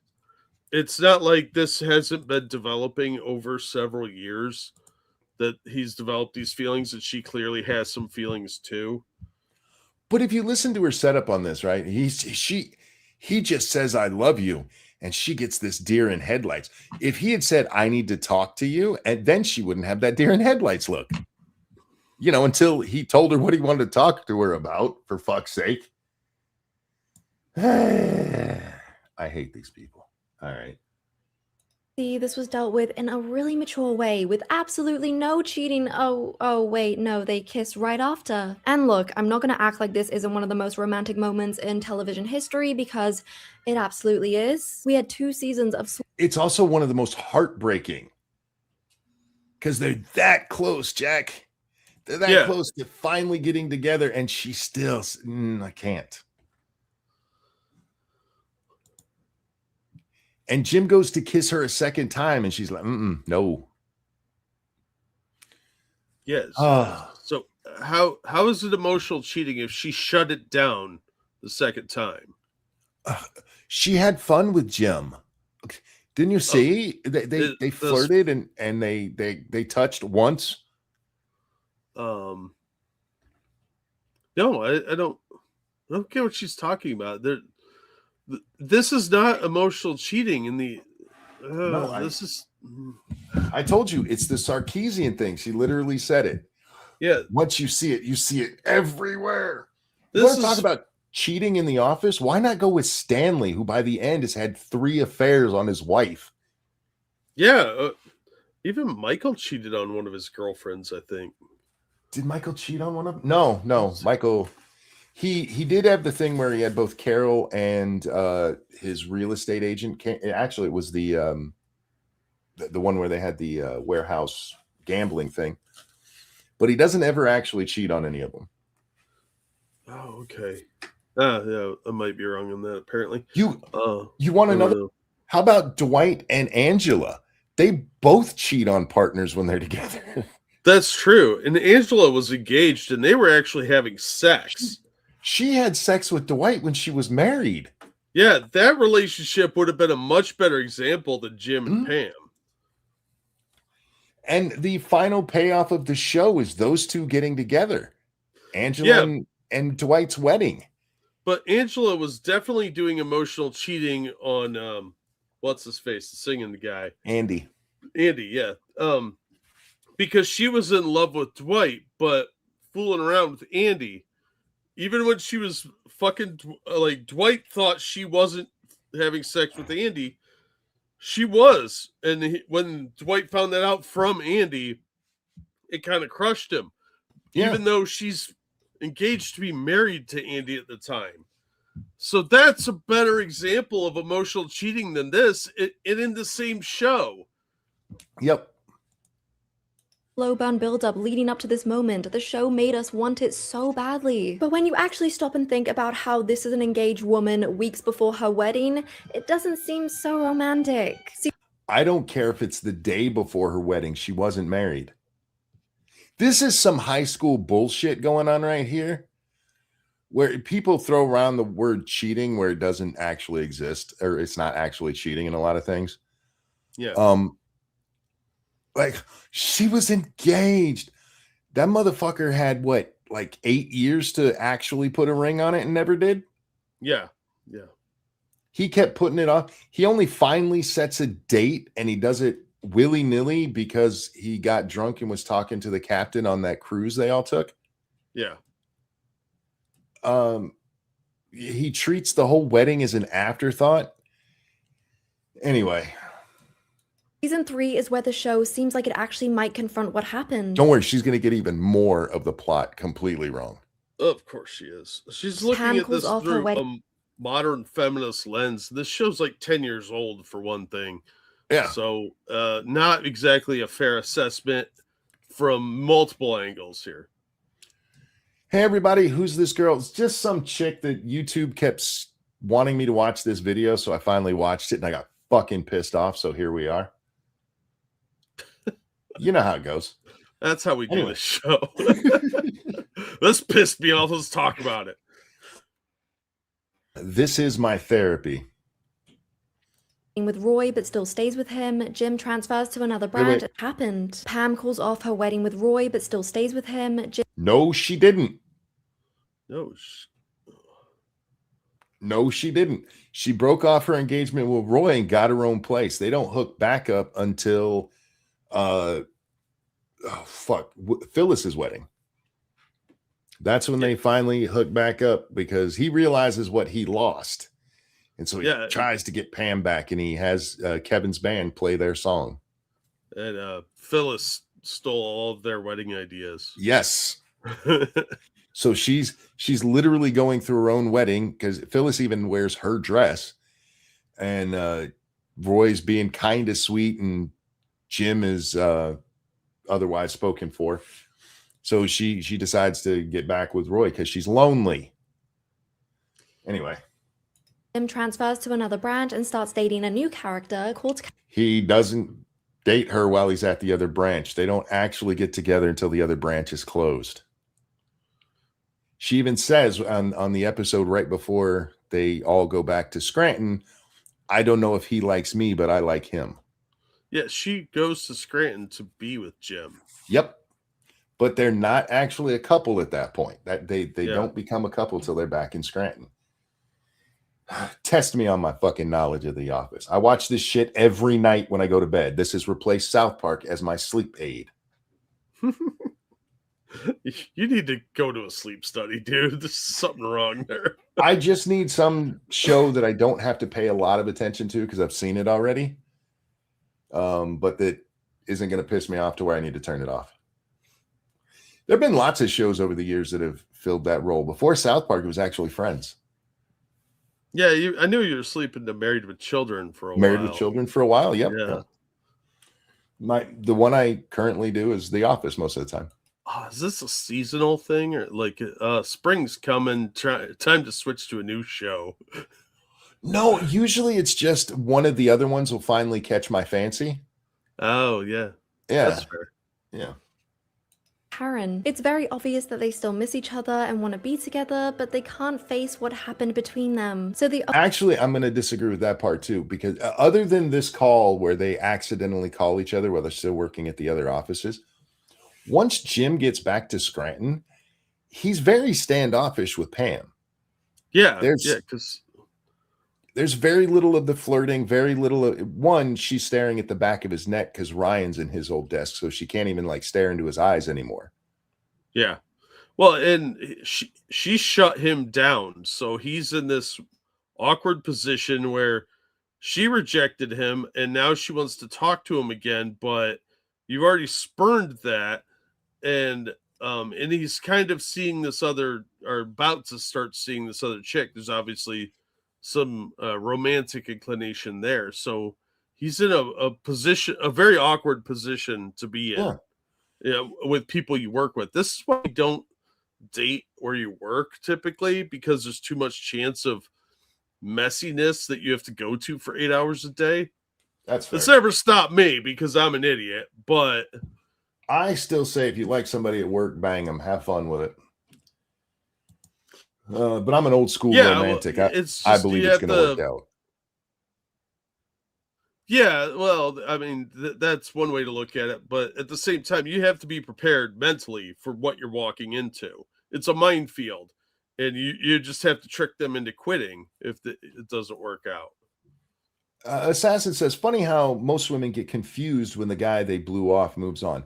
In fairness to the way they wrote Pam here, Pam understands why. She wishes things were different. And when they finally do reconnect with the beach scene, she tells, I just miss you. I miss having my friend around. Yeah. She doesn't try to force anything. She doesn't. She is kind of a bitch to what the fuck is her name? Karen for a little bit. Do you know Karen is Quincy Jones's daughter? Yeah, it's Rashida Jones. I did not know that. Twat in real life. Jeez. I did not know that. Yeah, she's a bitchy little thing. But yeah, Assassin, you're not wrong about real life because feminism has made women insane. But for the show, they actually did a pretty good job of making Pam recognize what happened. Yeah. Only real consequence they face is distance from each other, and the show frames that distance as sad rather than deserved. We never They deserve to be forced apart because they kissed and Jim shared his feelings. Well, was it a consensual kiss, or did he rape her mouth with his lips? What punishment would you like them to have gotten? They didn't suffer anything. They had their fucking hearts broke, you cruel bitch. Yeah, this is the kind of insufferable modern feminism shit. This chick should be wearing a cheerleader top and jumping on a trampoline. This is really bothering me with this dull, drab, gray background. You have pigtails as a, 28, 30-year-old, and you're not bouncing your boobies. This is just weird. My documentary collection says you should be banging 5 black guys right now. I'm going to say she's like 24. She's not that old. I can't tell. She looks old. actually stop and think about why they're in that situation in the first place. But things get even more complicated when Jim's new branch shuts down, sending him and his new girlfriend Karen back to Scranton. Almost immediately, Karen starts getting the Roy edit. And what I mean by that is that the show starts to make her look like a problem. Not too much, but just enough. She's a little insecure. They never make Karen a problem. She just mentioned the insecure. There are a couple of scenes where she's a little bit insecure. And like in this one, Jim had been talking with Pam and she comes over to insert herself. But by this time, she already knows that Jim had feelings for Pam. Yeah, she's being protective of her relationship. And it's understandable that she's a little jealous. Well, and she's on an alien turf because this is not her home office like it was Jim's. Jim knows all these people. So she's a little out of water on this one, the whole fish out of water thing. Plus, it's a new relationship, and you're now working with somebody he used to be in love with. There's going to be some insecurities there and some nervous hesitation, especially if you move to an entirely different city to be with this person. That's going to create some tension. And I would argue they actually make Jim a bigger jackass than they make her, because there's one episode where the tension between the two of them is she has been living in a hotel and has finally found a house to rent, but it's only 2 blocks from his place, and he thinks that's a little too close. Yeah, because he's not as committed to the relationship as she is. It's pretty obvious he's starting to rekindle his feelings for Pam by this point. This lady is assessing this show completely wrong. Yeah. Like, you could take different perspectives, but she is purposely ignoring things and reading into other things. I don't like her, even with her little pigtails. She's not even Asian. You shouldn't have pigtails if you're not Asian. I told you, I knew from the thumbnail this video was going to piss me off. I'm with you on that. Hence, a little why are you still clearly in love with your coworker? Which, to be fair, is a completely reasonable question, but the show frames it like she's being difficult. Later on in the season... No, they don't. The only time it gets to where they're difficult is when she goes to ask Jim, do you still have feelings for her? And he says, yes. And then they mention, I believe it's in the very next show, how they've spent nights and nights talking about this instead of actually getting sleep. Well, and look, she's reading into Karen being problematic, but it's not.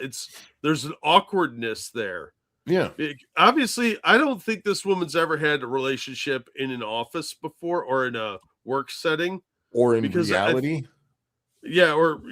Anything where you're around other people, because the awkwardness is a lot different than being problematic. It's going to make your partner uncomfortable if you're constantly around your ex or somebody that you wanted to be your ex. You know what I mean? Like Jim clearly wanted to date Pam, but they were still friends before that. So if you're having fun with your opposite sex friend, your partner might get a little uncomfortable with that scenario. Again, makes me feel like this is engagement bait with completely fabricated misunderstanding. I've seen other bits of her work and I disagree with you. I don't think she's fabricating this. I think she's just not reading, like not properly observing the facts of the show. Yeah. She either didn't see the show, or she saw it sporadically, or she's just seeing it through this hyper feminist lens. Well, I also think, especially in the Karen example, that she's seeing it through the female lens. As a guy, if I'm Jim in that situation and my girlfriend acts like Karen, I understand why. Yeah, it might be a good idea And- to not interact as much with Pam at that Yeah. point. But again, Jim's kind of the dick in that season. Unless she gets like really clingy or says some stupid shit like you can't talk to Pam anymore, I really don't have a problem with how Karen acted in this season. No, I think she acted very appropriately. Yeah. And if Jim had tried harder, he probably could have pulled a three-way off. He probably could have. Yeah, you're right. You're I right. just got to get it out of my system, you know. I don't want our relationship on a foundation of, oh, what if? No, you know what we should do? We should all drink this bottle of vodka and bang, and I'll get it out of my system. All right. Completely reasonable question, but the show frames it like she's being difficult. Later on in the season, the guilt of what happened starts eating away at Pam, and she decides to confess the truth to Roy, which Again, that happened in a singular moment because she's not torturing herself over it. No, she was just being transparent with Roy, and Roy has a little overreaction, perhaps, because he was a douche and he refused to accept any kind of responsibility for pushing his girlfriend into the arms of someone else. And it all happens because she's clearly been watching Oprah. If you got away with cheating, don't tell your partner, because that's not for them. That's not for them. That's to make you feel better, and it's not going to make anyone feel better. Just keep that shit to yourself and shut the fuck up. I know Oprah's like, you got to come out because you have to be honest. And no. Well, and again, I don't think this is cheating, because No, it's not. Jim instigated the kiss, not her. And even when she was drunk, she just kissed him because she's drunk. Yeah. And that's what women do. They get really handsy and emotional. But again, this is a fundamental misunderstanding of the show and of human interaction. Yeah, but if you feel guilty because you cheated and got away with it, that's God telling you, or whatever you believe in the universe, telling you not to do that shit again. Listen to that and keep it to yourself. Yeah, don't cheat on your partners. Don't have sex with other people if you're in a relationship. It never works out. obviously doesn't go down very well. Roy is so enraged by this information that he storms into the office and physically attacks Jim. And look, I know that violence is never the answer, but I disagree. Violence is sometimes the answer. Violence is an answer. Yeah. Although you don't do it where they work. You wait till he comes out to the parking lot and beat the shit out of him in a dark area, right? You sure don't do it where you work. Yeah. Well, all these witnesses. Dude, you're going to jail. What are you, retarded? Well, yeah, Roy is kind of retarded. Roy is retarded, yeah. Anyway, she's going to get something majorly wrong here. and physically attacks Jim. And look, I know that violence is never the answer, but I mean, can you blame him? For years, he just knew that something fishy was going on between them, and he gets proved. Nope. Because when they have their final talk, Pam and Roy's final talk, what does he say? He says he thought Jim was gay. Yeah. Well, for first episode, I thought Jim was gay too. So the only episode where we get any inkling that he might think something is going on is the one that they showed a little clip of, where Jim is down next to her seat and he's got his arm wrapped around the back of her seat and he's holding her hand and he's talking to her. Yeah. Because they're laughing about a prank that they pulled on Dwight. Yeah. And he comes in like, what are you doing? And he tries to explain and Dwight sets him up. But that's the only inkling we get in the entire series that Roy thinks something is going on. Yeah, and even then it was more like, what the fuck are you guys doing? As opposed to like, are you fucking my girlfriend? Yeah. And again, when they finally have their talk, I thought he was gay or something. So yes, I can blame him for the dude kissed your chick and months later you're gonna beat him up. Yeah, That's it's a little overkill, honestly. yeah. He kissed her. She didn't kiss him, and it was right before you guys broke up. So there was obviously some issues in the relationship anyway. And then you're gonna run out. What was it, like 6 months later? He's running out to beat up Jet. Like, what the fuck, man? You missed your window. Maybe you and Pam shouldn't be together. Thank you so much, Joker. With how crazy liberal women have become, my wife told me that she wouldn't be upset if they appealed the 19th Amendment. LOL. Fair enough. All Yeah, right. Brian's right. Deathbed confessions is where you confess to your cheatings and crimes. No, you take that shit to your grave. You take it to your grave. Anyway. Been right. And for the first time in the show, we actually see the full weight of it. It acknowledges that this was real damage done to a real person. But then guess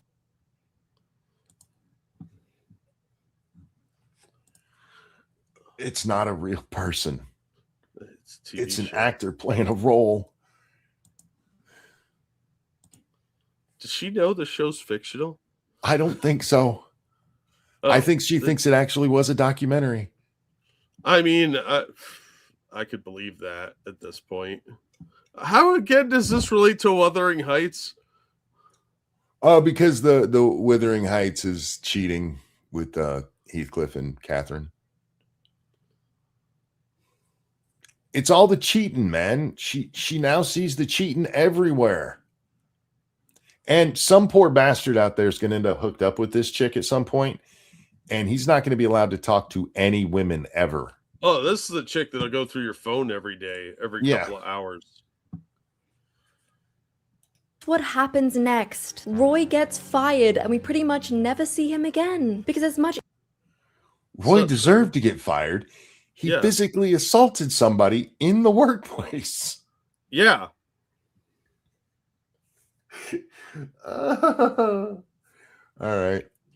Easier to ship at Jim and Pam when the person they hurt isn't in the frame anymore. Season 4. The person they hurt. Did you see Pam's face when Roy called her or said that if he wasn't dating Pam? That hey, that's not hurt. He didn't kiss nobody. He just said he'd fuck that chick if he wasn't with Pam. To her face. As an afterthought. Or is basically the which, by the way, is not the only time that she did it or that he did it. They played the game of who would you do when they had the fire that Ryan caused, and he says he'd bang Angela right in front of his woman and Angela. show going, congrats, you waited long enough, here's your reward. Jim and Pam are finally together. They're happy, they're cute, and they never once have a conversation about how their relationship actually started. Noah. They actually do, sweetheart. They have an in-depth conversation about when they first realized how much they liked each other. I can even tell you what it was. Jim says he notices when, actually it's like when they first meet, and she says, remember this moment because you're never going to go back to a time when you didn't know your desk mate. And for Pam, it was when Jim told her, God, I've watched too much of this show, that I don't know. I can't tell you how I know this, but yogurt you're about to eat is expired. They never talk about how they started. Yeah, they do. They just didn't talk about, hey, remember that guy who treated you like shit and then you dumped him for me? Yeah, they don't have that on screen. That is true. But apparently that would be, good writing. That would make the cheating go away. Which, again, I maintain they had a kiss. She was engaged. They weren't married. She shut it down out of loyalty to the dickbag she was with. So where's the cheating? Yeah, I mean, I don't know. Her cheating literally comes down to they had fun together. Yeah, he made her happier than her boyfriend, who's a controlling douchebag. Yeah. I don't know. Stupid. That was a Friends joke. Which Friends joke? Oh, is that from when the deathbed thing? Is that from when Ross does not cheat on Rachel? There was no cheating in that either. They broke up. She even uses the term, I broke up with your brother, when she's talking to Monica. And ladies, once you break up, there's no rule about how long it takes before you're allowed to bang somebody else. Oh, how dare you? You're never allowed to have sex with anybody else after that. When you point that out to people, that used to be a huge argument about whether they were on a break or not. There's no question. She clearly says it. But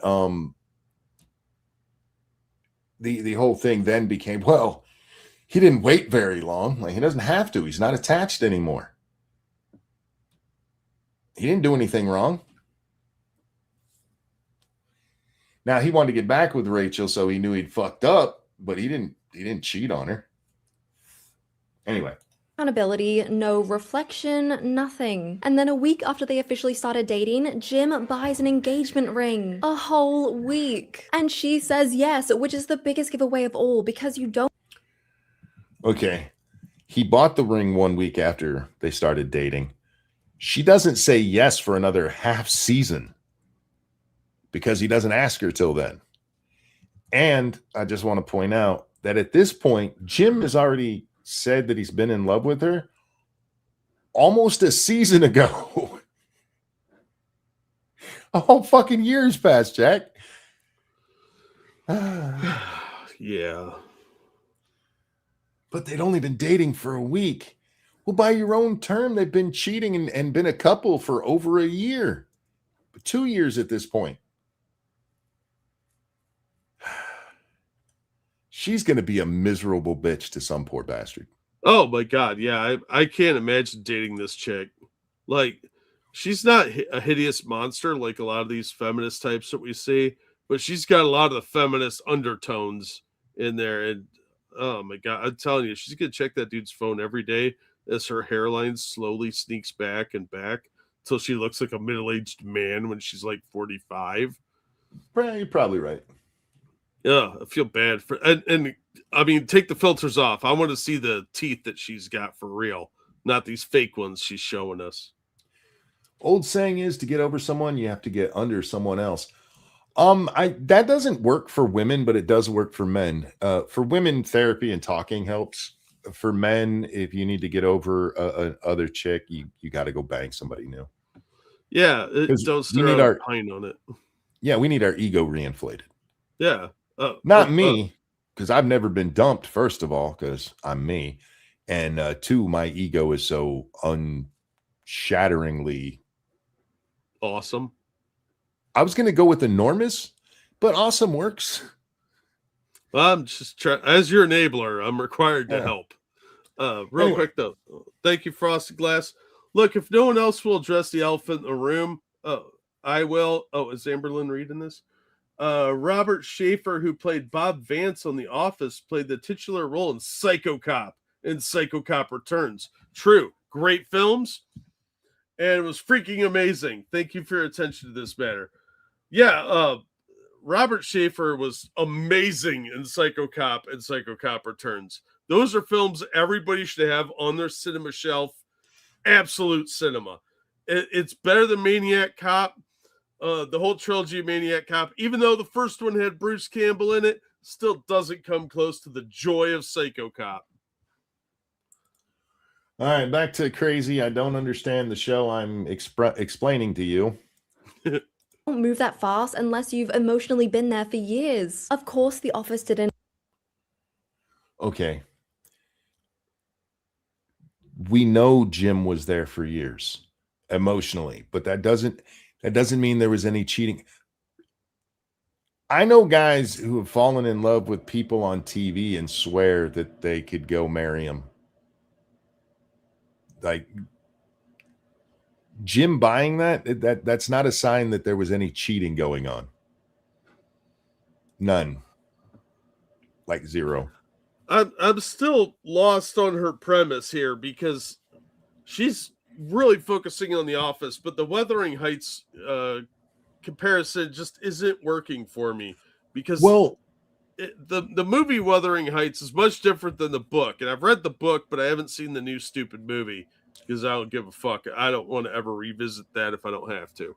the new movie cuts out a lot of the end of Wuthering Heights. And it's, from what I've heard, I haven't watched it, but it just is basically turned into a love story between Heathcliff and Catherine, and it's the new kind of women thing where treat a woman bad and she loves you, and they play it up in a not quite 50 Shades way, but close enough that it shouldn't even be called Wuthering Heights. They just have the names of the people and like, ooh, Moors. Yeah, well, the property was named Wuthering Heights. It wasn't that, and the whole Heathcliff thing. Heathcliff was an asshole. He married Isabella just to get control of her property. Yeah, but instead there's like that movie had, or that book had some emotional cheating, but it doesn't have actual physical. Like he didn't deflower anybody. He actually got married. Catherine's relationship with him goes back to when they were kids. So I don't know. I'm not seeing the comparison here.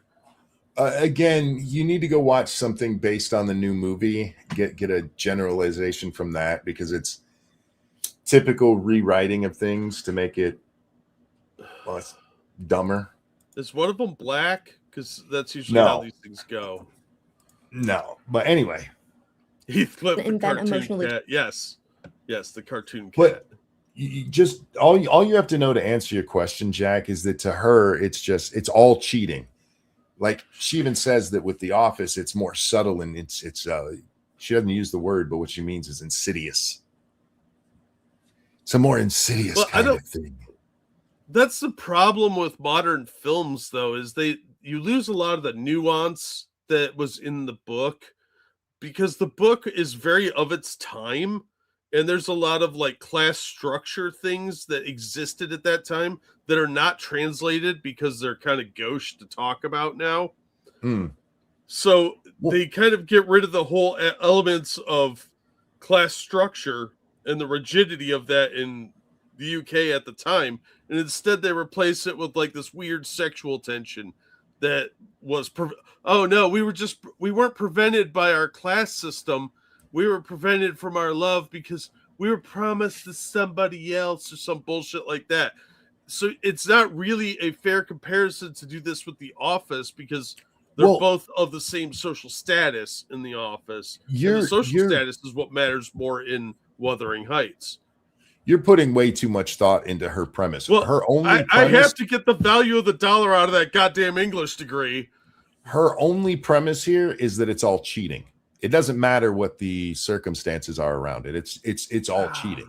That is the depth of her argument. Yeah, but that is such a surface level, childlike take on something as complex as Wuthering Heights. It is a complicated book. There is depth to it. That's why it's considered classical literature. She also doesn't spend that much time on Wuthering Heights. Most of her first part of it, because we have the introduction, which is like 4 minutes long, and then this big part here is the notebook, and then we get The Office. What do we have here? Baby Girl. I didn't watch this. I haven't watched the rest of this. Love Actually. People we meet on vacation, and then finally it just says why. Oh my god, it's like a panacea of shit. Like The Office is the only good thing here. I've seen Love Actually. It was dog shit and boring. It's a chick flick, but not a good one. Yeah, I've never watched the whole thing, but I do know the movie and the premise of it because I watch Pitch Meeting. Yeah, and fair. Yeah, it's I mean, sure, it's a thing. Yeah, it's something that exists out there that one I wouldn't recommend. I don't like this lady. Me neither. Again, this is so stupid. And why I wanted to highlight it for many reasons. One, it's dumb, and YouTube kept pushing it on me. I cannot express enough to you guys how much this would not be happening right now if YouTube didn't force this shit on me. Oh my god, this is why I'm glad the algorithm is favoring me temporarily. I do wonder if she paid to be boosted, because she's got 157,000 or 150,000 subscribers, but this has been seen 600,000 times. Yeah, I'm not buying that this is organic. Not with this content. There's nothing you can point to that I watched that YouTube should have been pushing this video to me so hard. Yeah. They do that to me with Mr. Ballin, and I have said, do not recommend Mr. Ballin to me probably a million times. I fucking hate Mr. Ballin. He's fucking annoying, and I hate the way he talks and the way he looks. He looks like that guy from Office Space, the neighbor, and not in a good way. So yeah, I get it, but yeah, it's probably boosted somehow. That's annoying, man.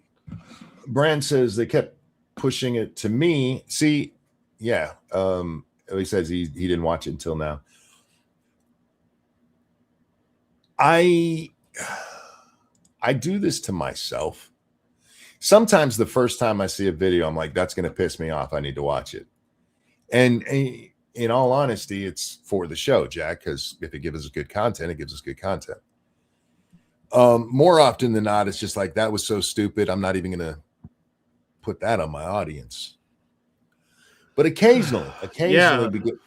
we get one like this where the chick thinks she's smart, and I just have to laugh at it, because I don't know how you could miss so much of the actual story you're trying to talk about. Well, it comes from a lack of experience with an analysis of things. Like, this is very surface level analysis. There's no real depth here. I don't think she's even seen the whole thing of The Office, because that's one of the reasons that I brought it, because there's a point where she said, when I went back and watched it again. So she's seen it at least twice. Yeah, I mean, she probably saw some episodes and then went back and watched specific events and not the entire context. You know, you would have to, if you were actually researching this, you would have to go back and rewatch the entire series. You could skip the Not episodes me. that aren't about Jim and Pam. Yeah, but you're a fan of the show, and she's obviously a filthy casual. So if you're going to do this kind of analysis, you'll want to do some in-depth work like that. And she's just saying things, and they're all very entry level. I like watching people like this, because they really do think they've stumbled onto something intelligent. Yeah, dumb people always think they're smart, though. And I don't know if this woman's actually stupid or not, but this is lazy research work. This is like freshman class level term paper. This is not an in-depth analysis here. She's not bringing anything new to the table. She's bringing a bunch of half-ass research and trying to extrapolate something that's not there, that's easily provable. We've been talking about the whole time. I hate this kind of video essays. This is just the laziest kind of work. I don't mind this kind of video essay if they put in the actual work for it. Yeah, but she didn't. She didn't. Exactly. And there are too many of these out there. And it makes me question, the whole reason I even went and looked at any of her other stuff was like, is she this dumb all the time? And honestly, I couldn't get through it, because she comes off as so, I know better than you. You can do that as long as you're actually making a real point instead of, talking out of your ass. Yeah, but does she have like a degree in literature or a degree in pop culture or anything like that? What is the basis of her level of arrogance? Is it just like, I've seen a lot of TV? I don't know. I think it's just the arrogance of youth. What episode is? Oh, it's I just finished The Office again. I'm back to season 1 again, guys. But Andy wants to get famous, right? And Stanley says, whatever happened to just going to work, doing your stuff, and dying? Yeah. And there, especially with the younger generations, they're like, I have an opinion and everybody should hear it. Yeah, And nobody wants to hear your dumbass opinion. that used to be, okay, your friends and family have to listen to you until you grow up and shut the fuck up. But now with things like YouTube and TikTok and all the social medias, those people who think they are so smart, a la Dual Pigtails here, they get to express their opinion to everybody. Well, that would be fine if she had something intelligent to say, but she doesn't seem to have any of the experience required. She's just a wise fool. She has a surface level understanding of something, she thinks, and she is now an expert at it. That's not the case. She clearly hasn't put the work into doing any research.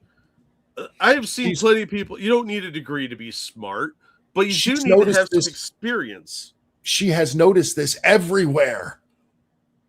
Everywhere. Well, she's noticed this. Idiot. Anyway. What is false unless you... Go ahead. I'm just so tired of this kind of lazy level of pseudo intelligence. This intelligentsia of dumb. That's why we're laughing at it. I know, but it's enraging. And she says yes, which is the biggest giveaway of all, because you don't move that fast unless you've emotionally been there for years. Of course, The Office... Some people do, by the way. Yeah, some people, and sometimes it works out, too. Yeah. Anyway. Sometimes the fit is just right. Emotionally cheating, but it did package it beautifully. It doesn't frame Jim and Pam as two people crossing lines, it frames them as soulmates stuck in inconvenient timing. And that's exactly how emotional... It frames them that way because that's what they are in the show, you fucking moron. She's basically arguing that those characters shouldn't be those characters. Yeah, she wants to look, the characters the way they are. It's a half an hour TV show that was on for 20 episodes a year. Upward, except for the first year, upwards. The longest season has 25 episodes. Yeah, so it's pretty standard for an American show at the time. But you only have so much time to do character development on 2 of the 10 characters on there. We really don't see a lot of Creed, who is arguably one of the most hilarious characters on the show. Yeah. His comments about cult leaders was spot on, but they do focus the Jim and Pam love story is one of the primary storylines. But again, the whole show isn't focused around them specifically. There are episodes that way, but they're not.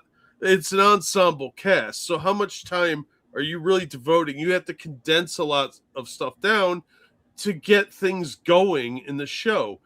Is she not understanding that these are not real people? I am really caught up on that. The point she's trying to make there doesn't even make sense, though, because her complaint is that they portray these characters as X. Well, that's what the characters are. This is like being upset that they portray Superman as being able to fly. It's part of who he is. It's kind of flyist, if you ask me. She's like, oh, they portray them as these star-crossed lovers who just don't get the timing right. Yeah, that's the story, sweetie. Love to hear her take on Romeo and Juliet. Anyway. Crossing lines, it frames them as soulmates stuck in inconvenient timing. And that's exactly how emotional affairs get justified in real life. We just couldn't... What? Is this lady cheating on her boyfriend? Is that what's really going on here? I'm thinking her boyfriend cheated on her. I'm starting to wonder who's cheating on who, because this lady has a very weird perception of stuff, and it's starting to feel like there's some emotional baggage dripping in here somewhere from her real life. Yeah. Couldn't help it. It was too real. It just happened. We had no control over it. The show builds an entire Except for in the show that they show they do have control over it, sweetheart. Yeah, otherwise Pam would have jumped Jim's bones right there when they kissed. Yeah. It's a little more complex than what she's leading on. Although right there it looks like she's jerking off the biggest dong in existence. Man, your pause game makes her look like a hoe. Jim and Pam don't actually get together until after Jim breaks up with Karen.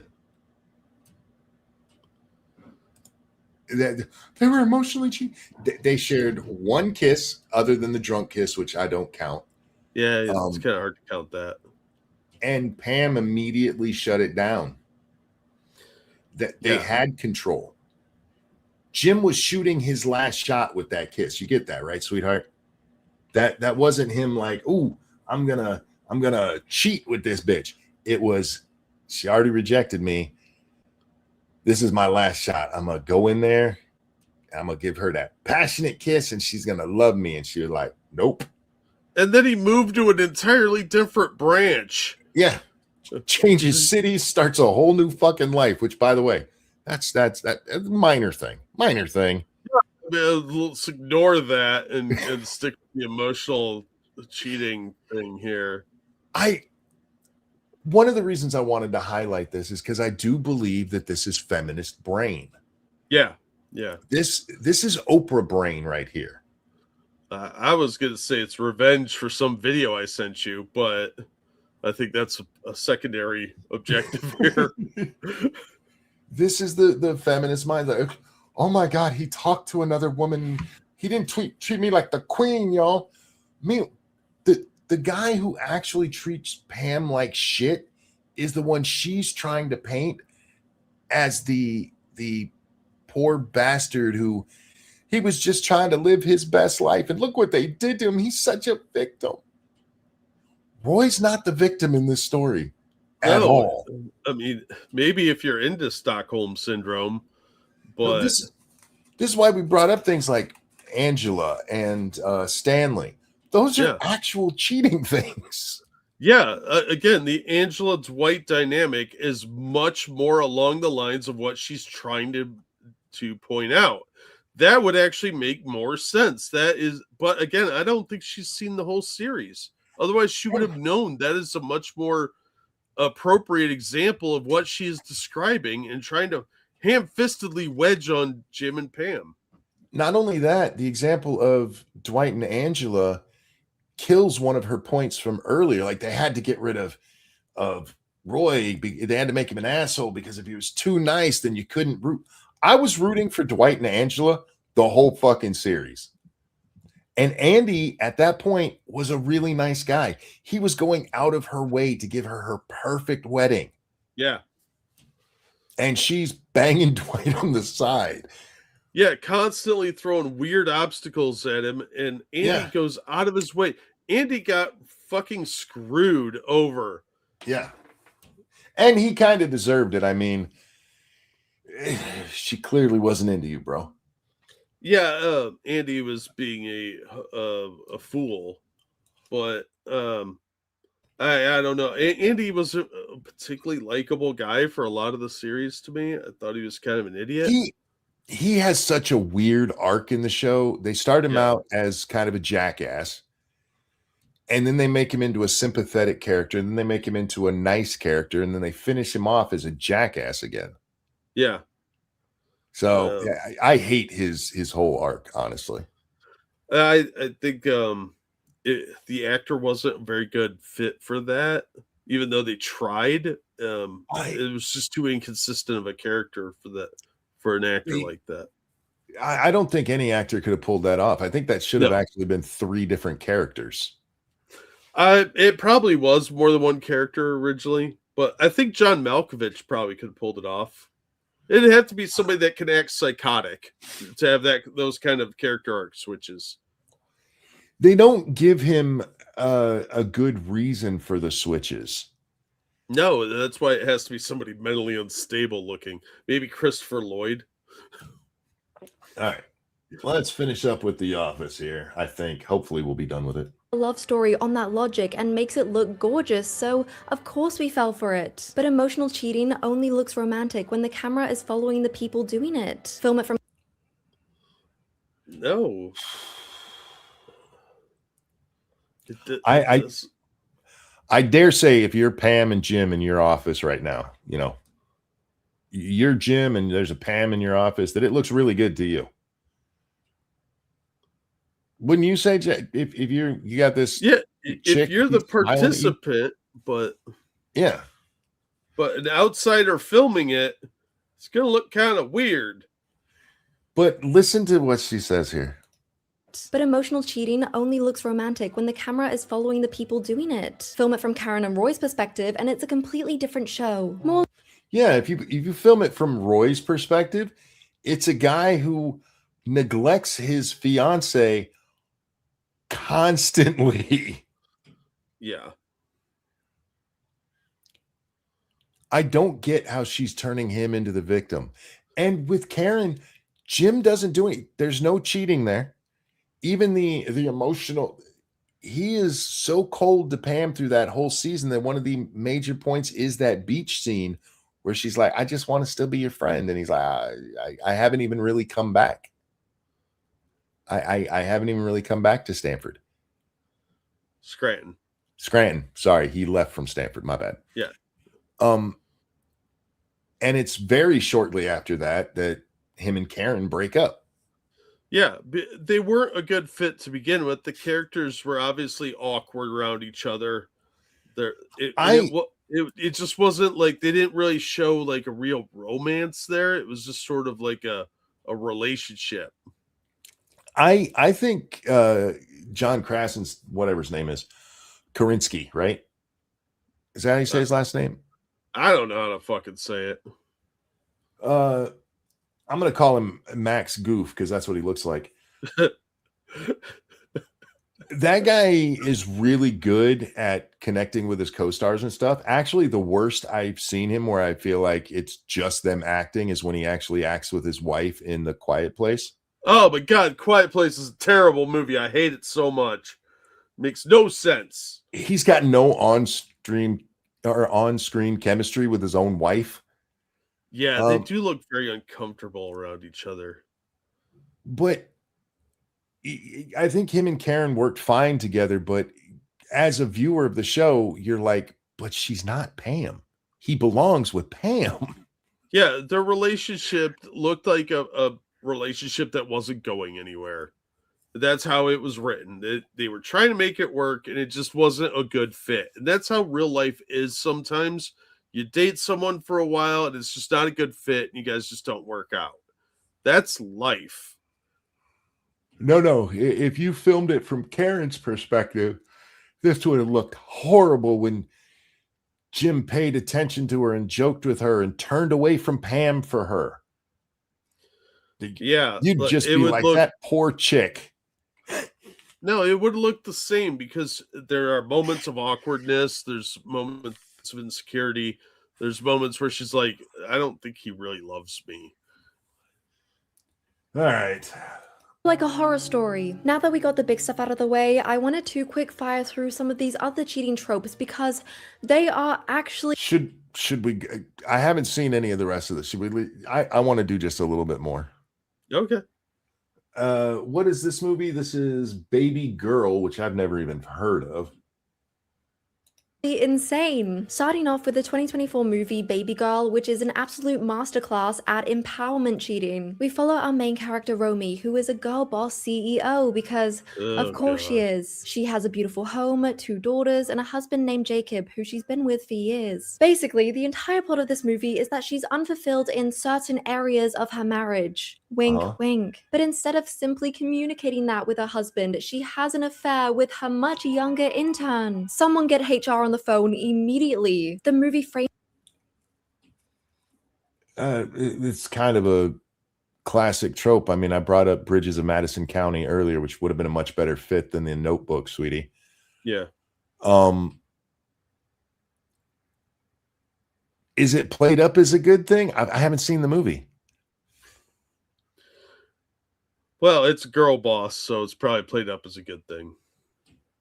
This as her sexual awakening and her just needing to find herself. And I'm not I'm sorry, was that bitch just licking milk out of a bowl like a cat?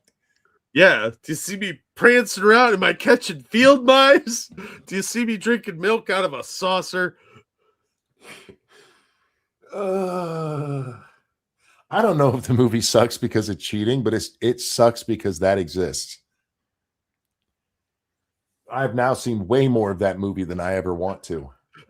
Yeah, even when I'm with you, every time Monkey pauses, it looks like she took a load to the face.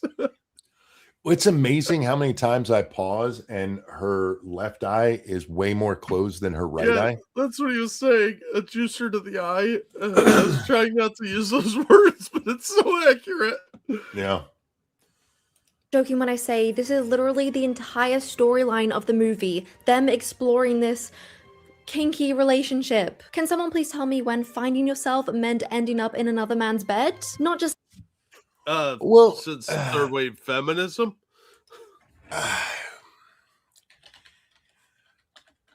I don't trust her take on the story, if I'm being honest. Well, of course not. She's an unreliable narrator because she's kind of an idiot when it comes to analysis. And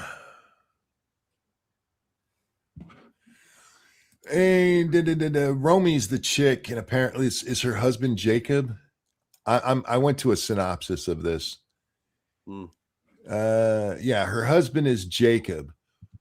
A while later, Romy and Jacob have rekindled their romance and sex life. At home, they reenact the type of rough sex that Samuel introduced Romy, and she climaxes while imagining Samuel playing with the dog that had attacked her in the hotel room that Romy and Samuel had shared earlier in the film. That's a real sentence. Fuck this me. This movie sounds fucking dumb, dude. It does. I haven't heard of it. But if I'm going by the end of that, I mean, if I was looking at this and they're like cheating is good, I would think she ends up with the guy she's cheating with, right? No, she goes back. It'll be one of those like, did you ever see the movie Sirens with Elle McPherson? Nope. You're lucky because the movie's fucking dumb. The premise is that this guy and his wife go to this resort, and he's trying to cheat on his wife the entire time. And he meets Elle McPherson's character, and eventually he gets the opportunity to cheat, but he doesn't. His wife, however, because he loves his wife, and he comes to that realization. His wife, however, bangs the shit out of the painting instructor and doesn't bat an eye, doesn't have any remorse or guilt about it, and the movie just kind of ends there. I have a feeling this movie's a lot like that, where she's going to go back to her husband and just be satisfied with her little adventure.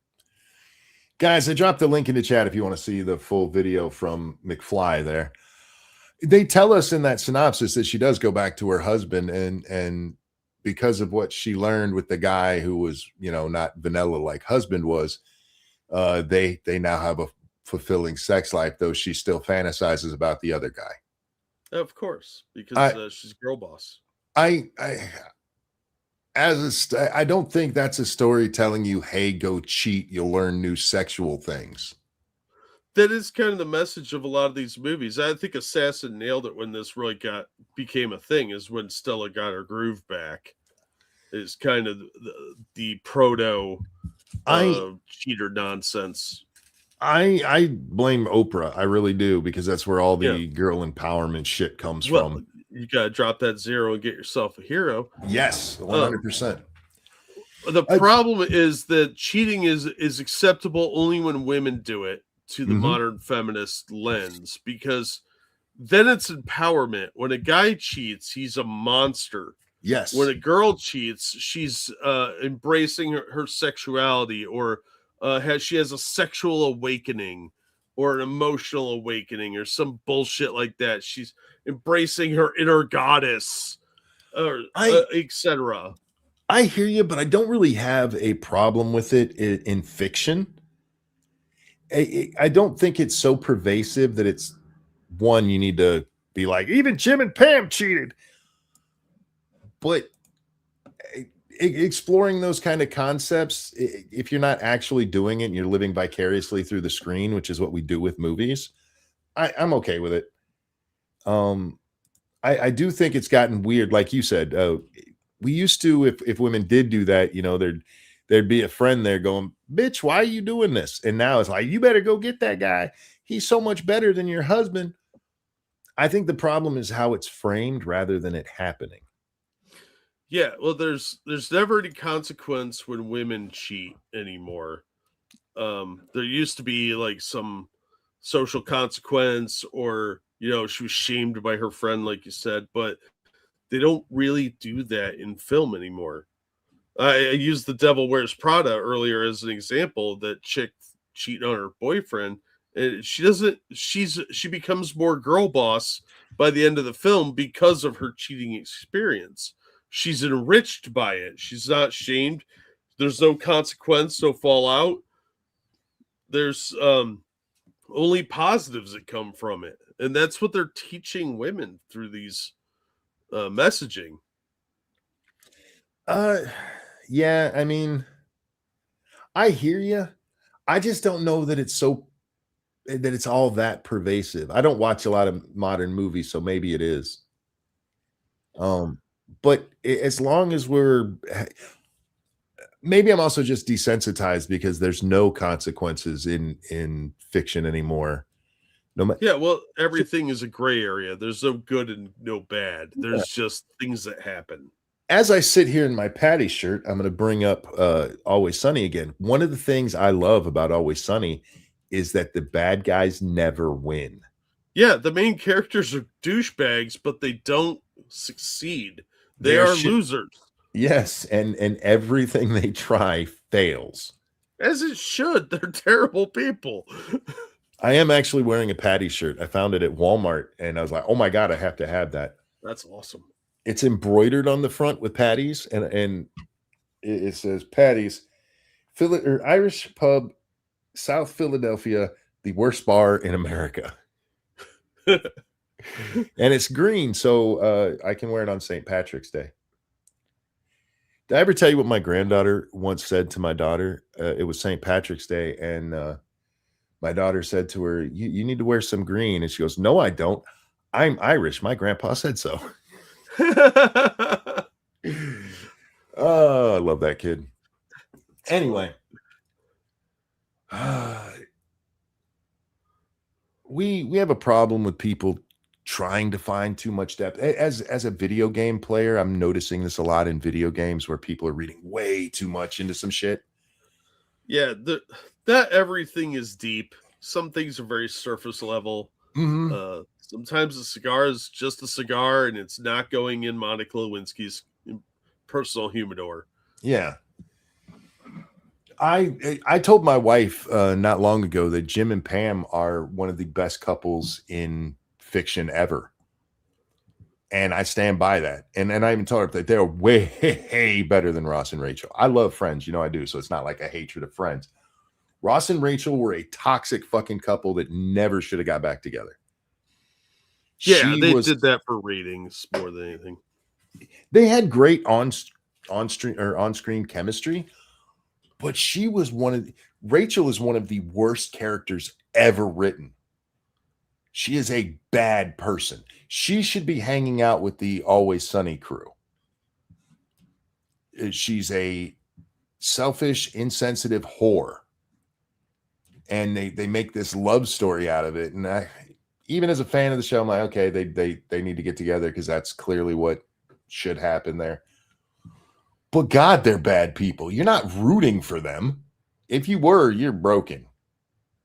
Yeah, you're a broken person. I never found most of the cast or the characters on there to be particularly likable people, but they seem to be ultra successful. So I never got into the show like you did, but yeah, Rachel just seemed like a giant bitch to me. She was. Pam cheated on Roy, then almost cheated on Jim with the boom mic guy. One, she didn't cheat on Roy, and two, no, she didn't almost cheat with the boom mic guy. She realized that he had feelings for her, and she was like, fuck, and went running. How dare you besmirch Pam like that? How dare you, sir? The boom mic guy had just gotten out of a bad relationship and had his heart broken, and he was looking for rebound booty. Yep. They tried to make that into a thing, and it was clearly not going anywhere. So I'm glad they didn't make that a storyline, because that easily could have ruined the show. Those are some of my least favorite scenes in the whole show, and the whole thing where Jim goes to have the new job, and Pam just can't take it. It's so out of character for where they've been in the show, and they're just clearly trying to drum up some drama that didn't need to be there. Yeah. That storyline, and well, speaking of Friends, the Friends storyline where they tried to get Rachel and Joey together. These are some things where the shows have gone on too long, and they're looking for something to excite everybody, and neither of them worked. The only thing that worked about Pam's weird character arc there is at the very end, where they're all up on the stage after the documentary's aired, and people are asking her, how could you not see how much he loved you? How could you miss that? Because she clearly did. It still didn't make any sense for her character, but it was funny to see them actually put in there and be like, bitch, what's wrong with you? Because especially today, they would replay that. Pam wouldn't do the thing at the end where she sells the house so that Jim can go live his dream. They would have made it like he was a whipped houseboy, like he should be. Yeah.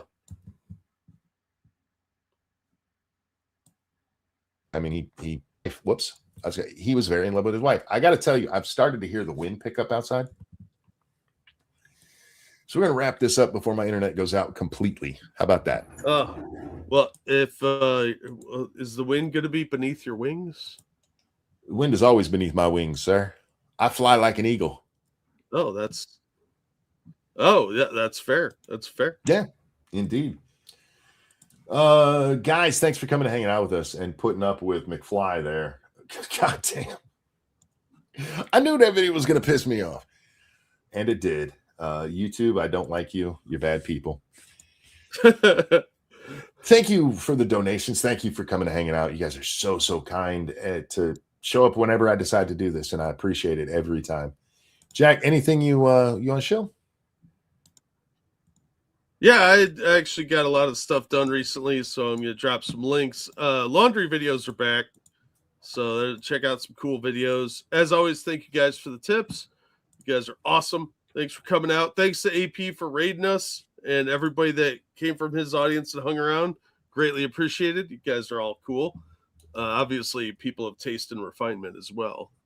Indeed. All right. Jack, a pleasure as always. Always glad to be here. I missed it because I just woke up. Well, lucky for you, it's been recorded and you can watch the whole thing. No long outro. Take care, guys. Love you. See you on the next one. The future. You didn't miss it. Bye now. Bye. Bye, everybody. Oh, song. That bitch was stupid. That's all I gotta say.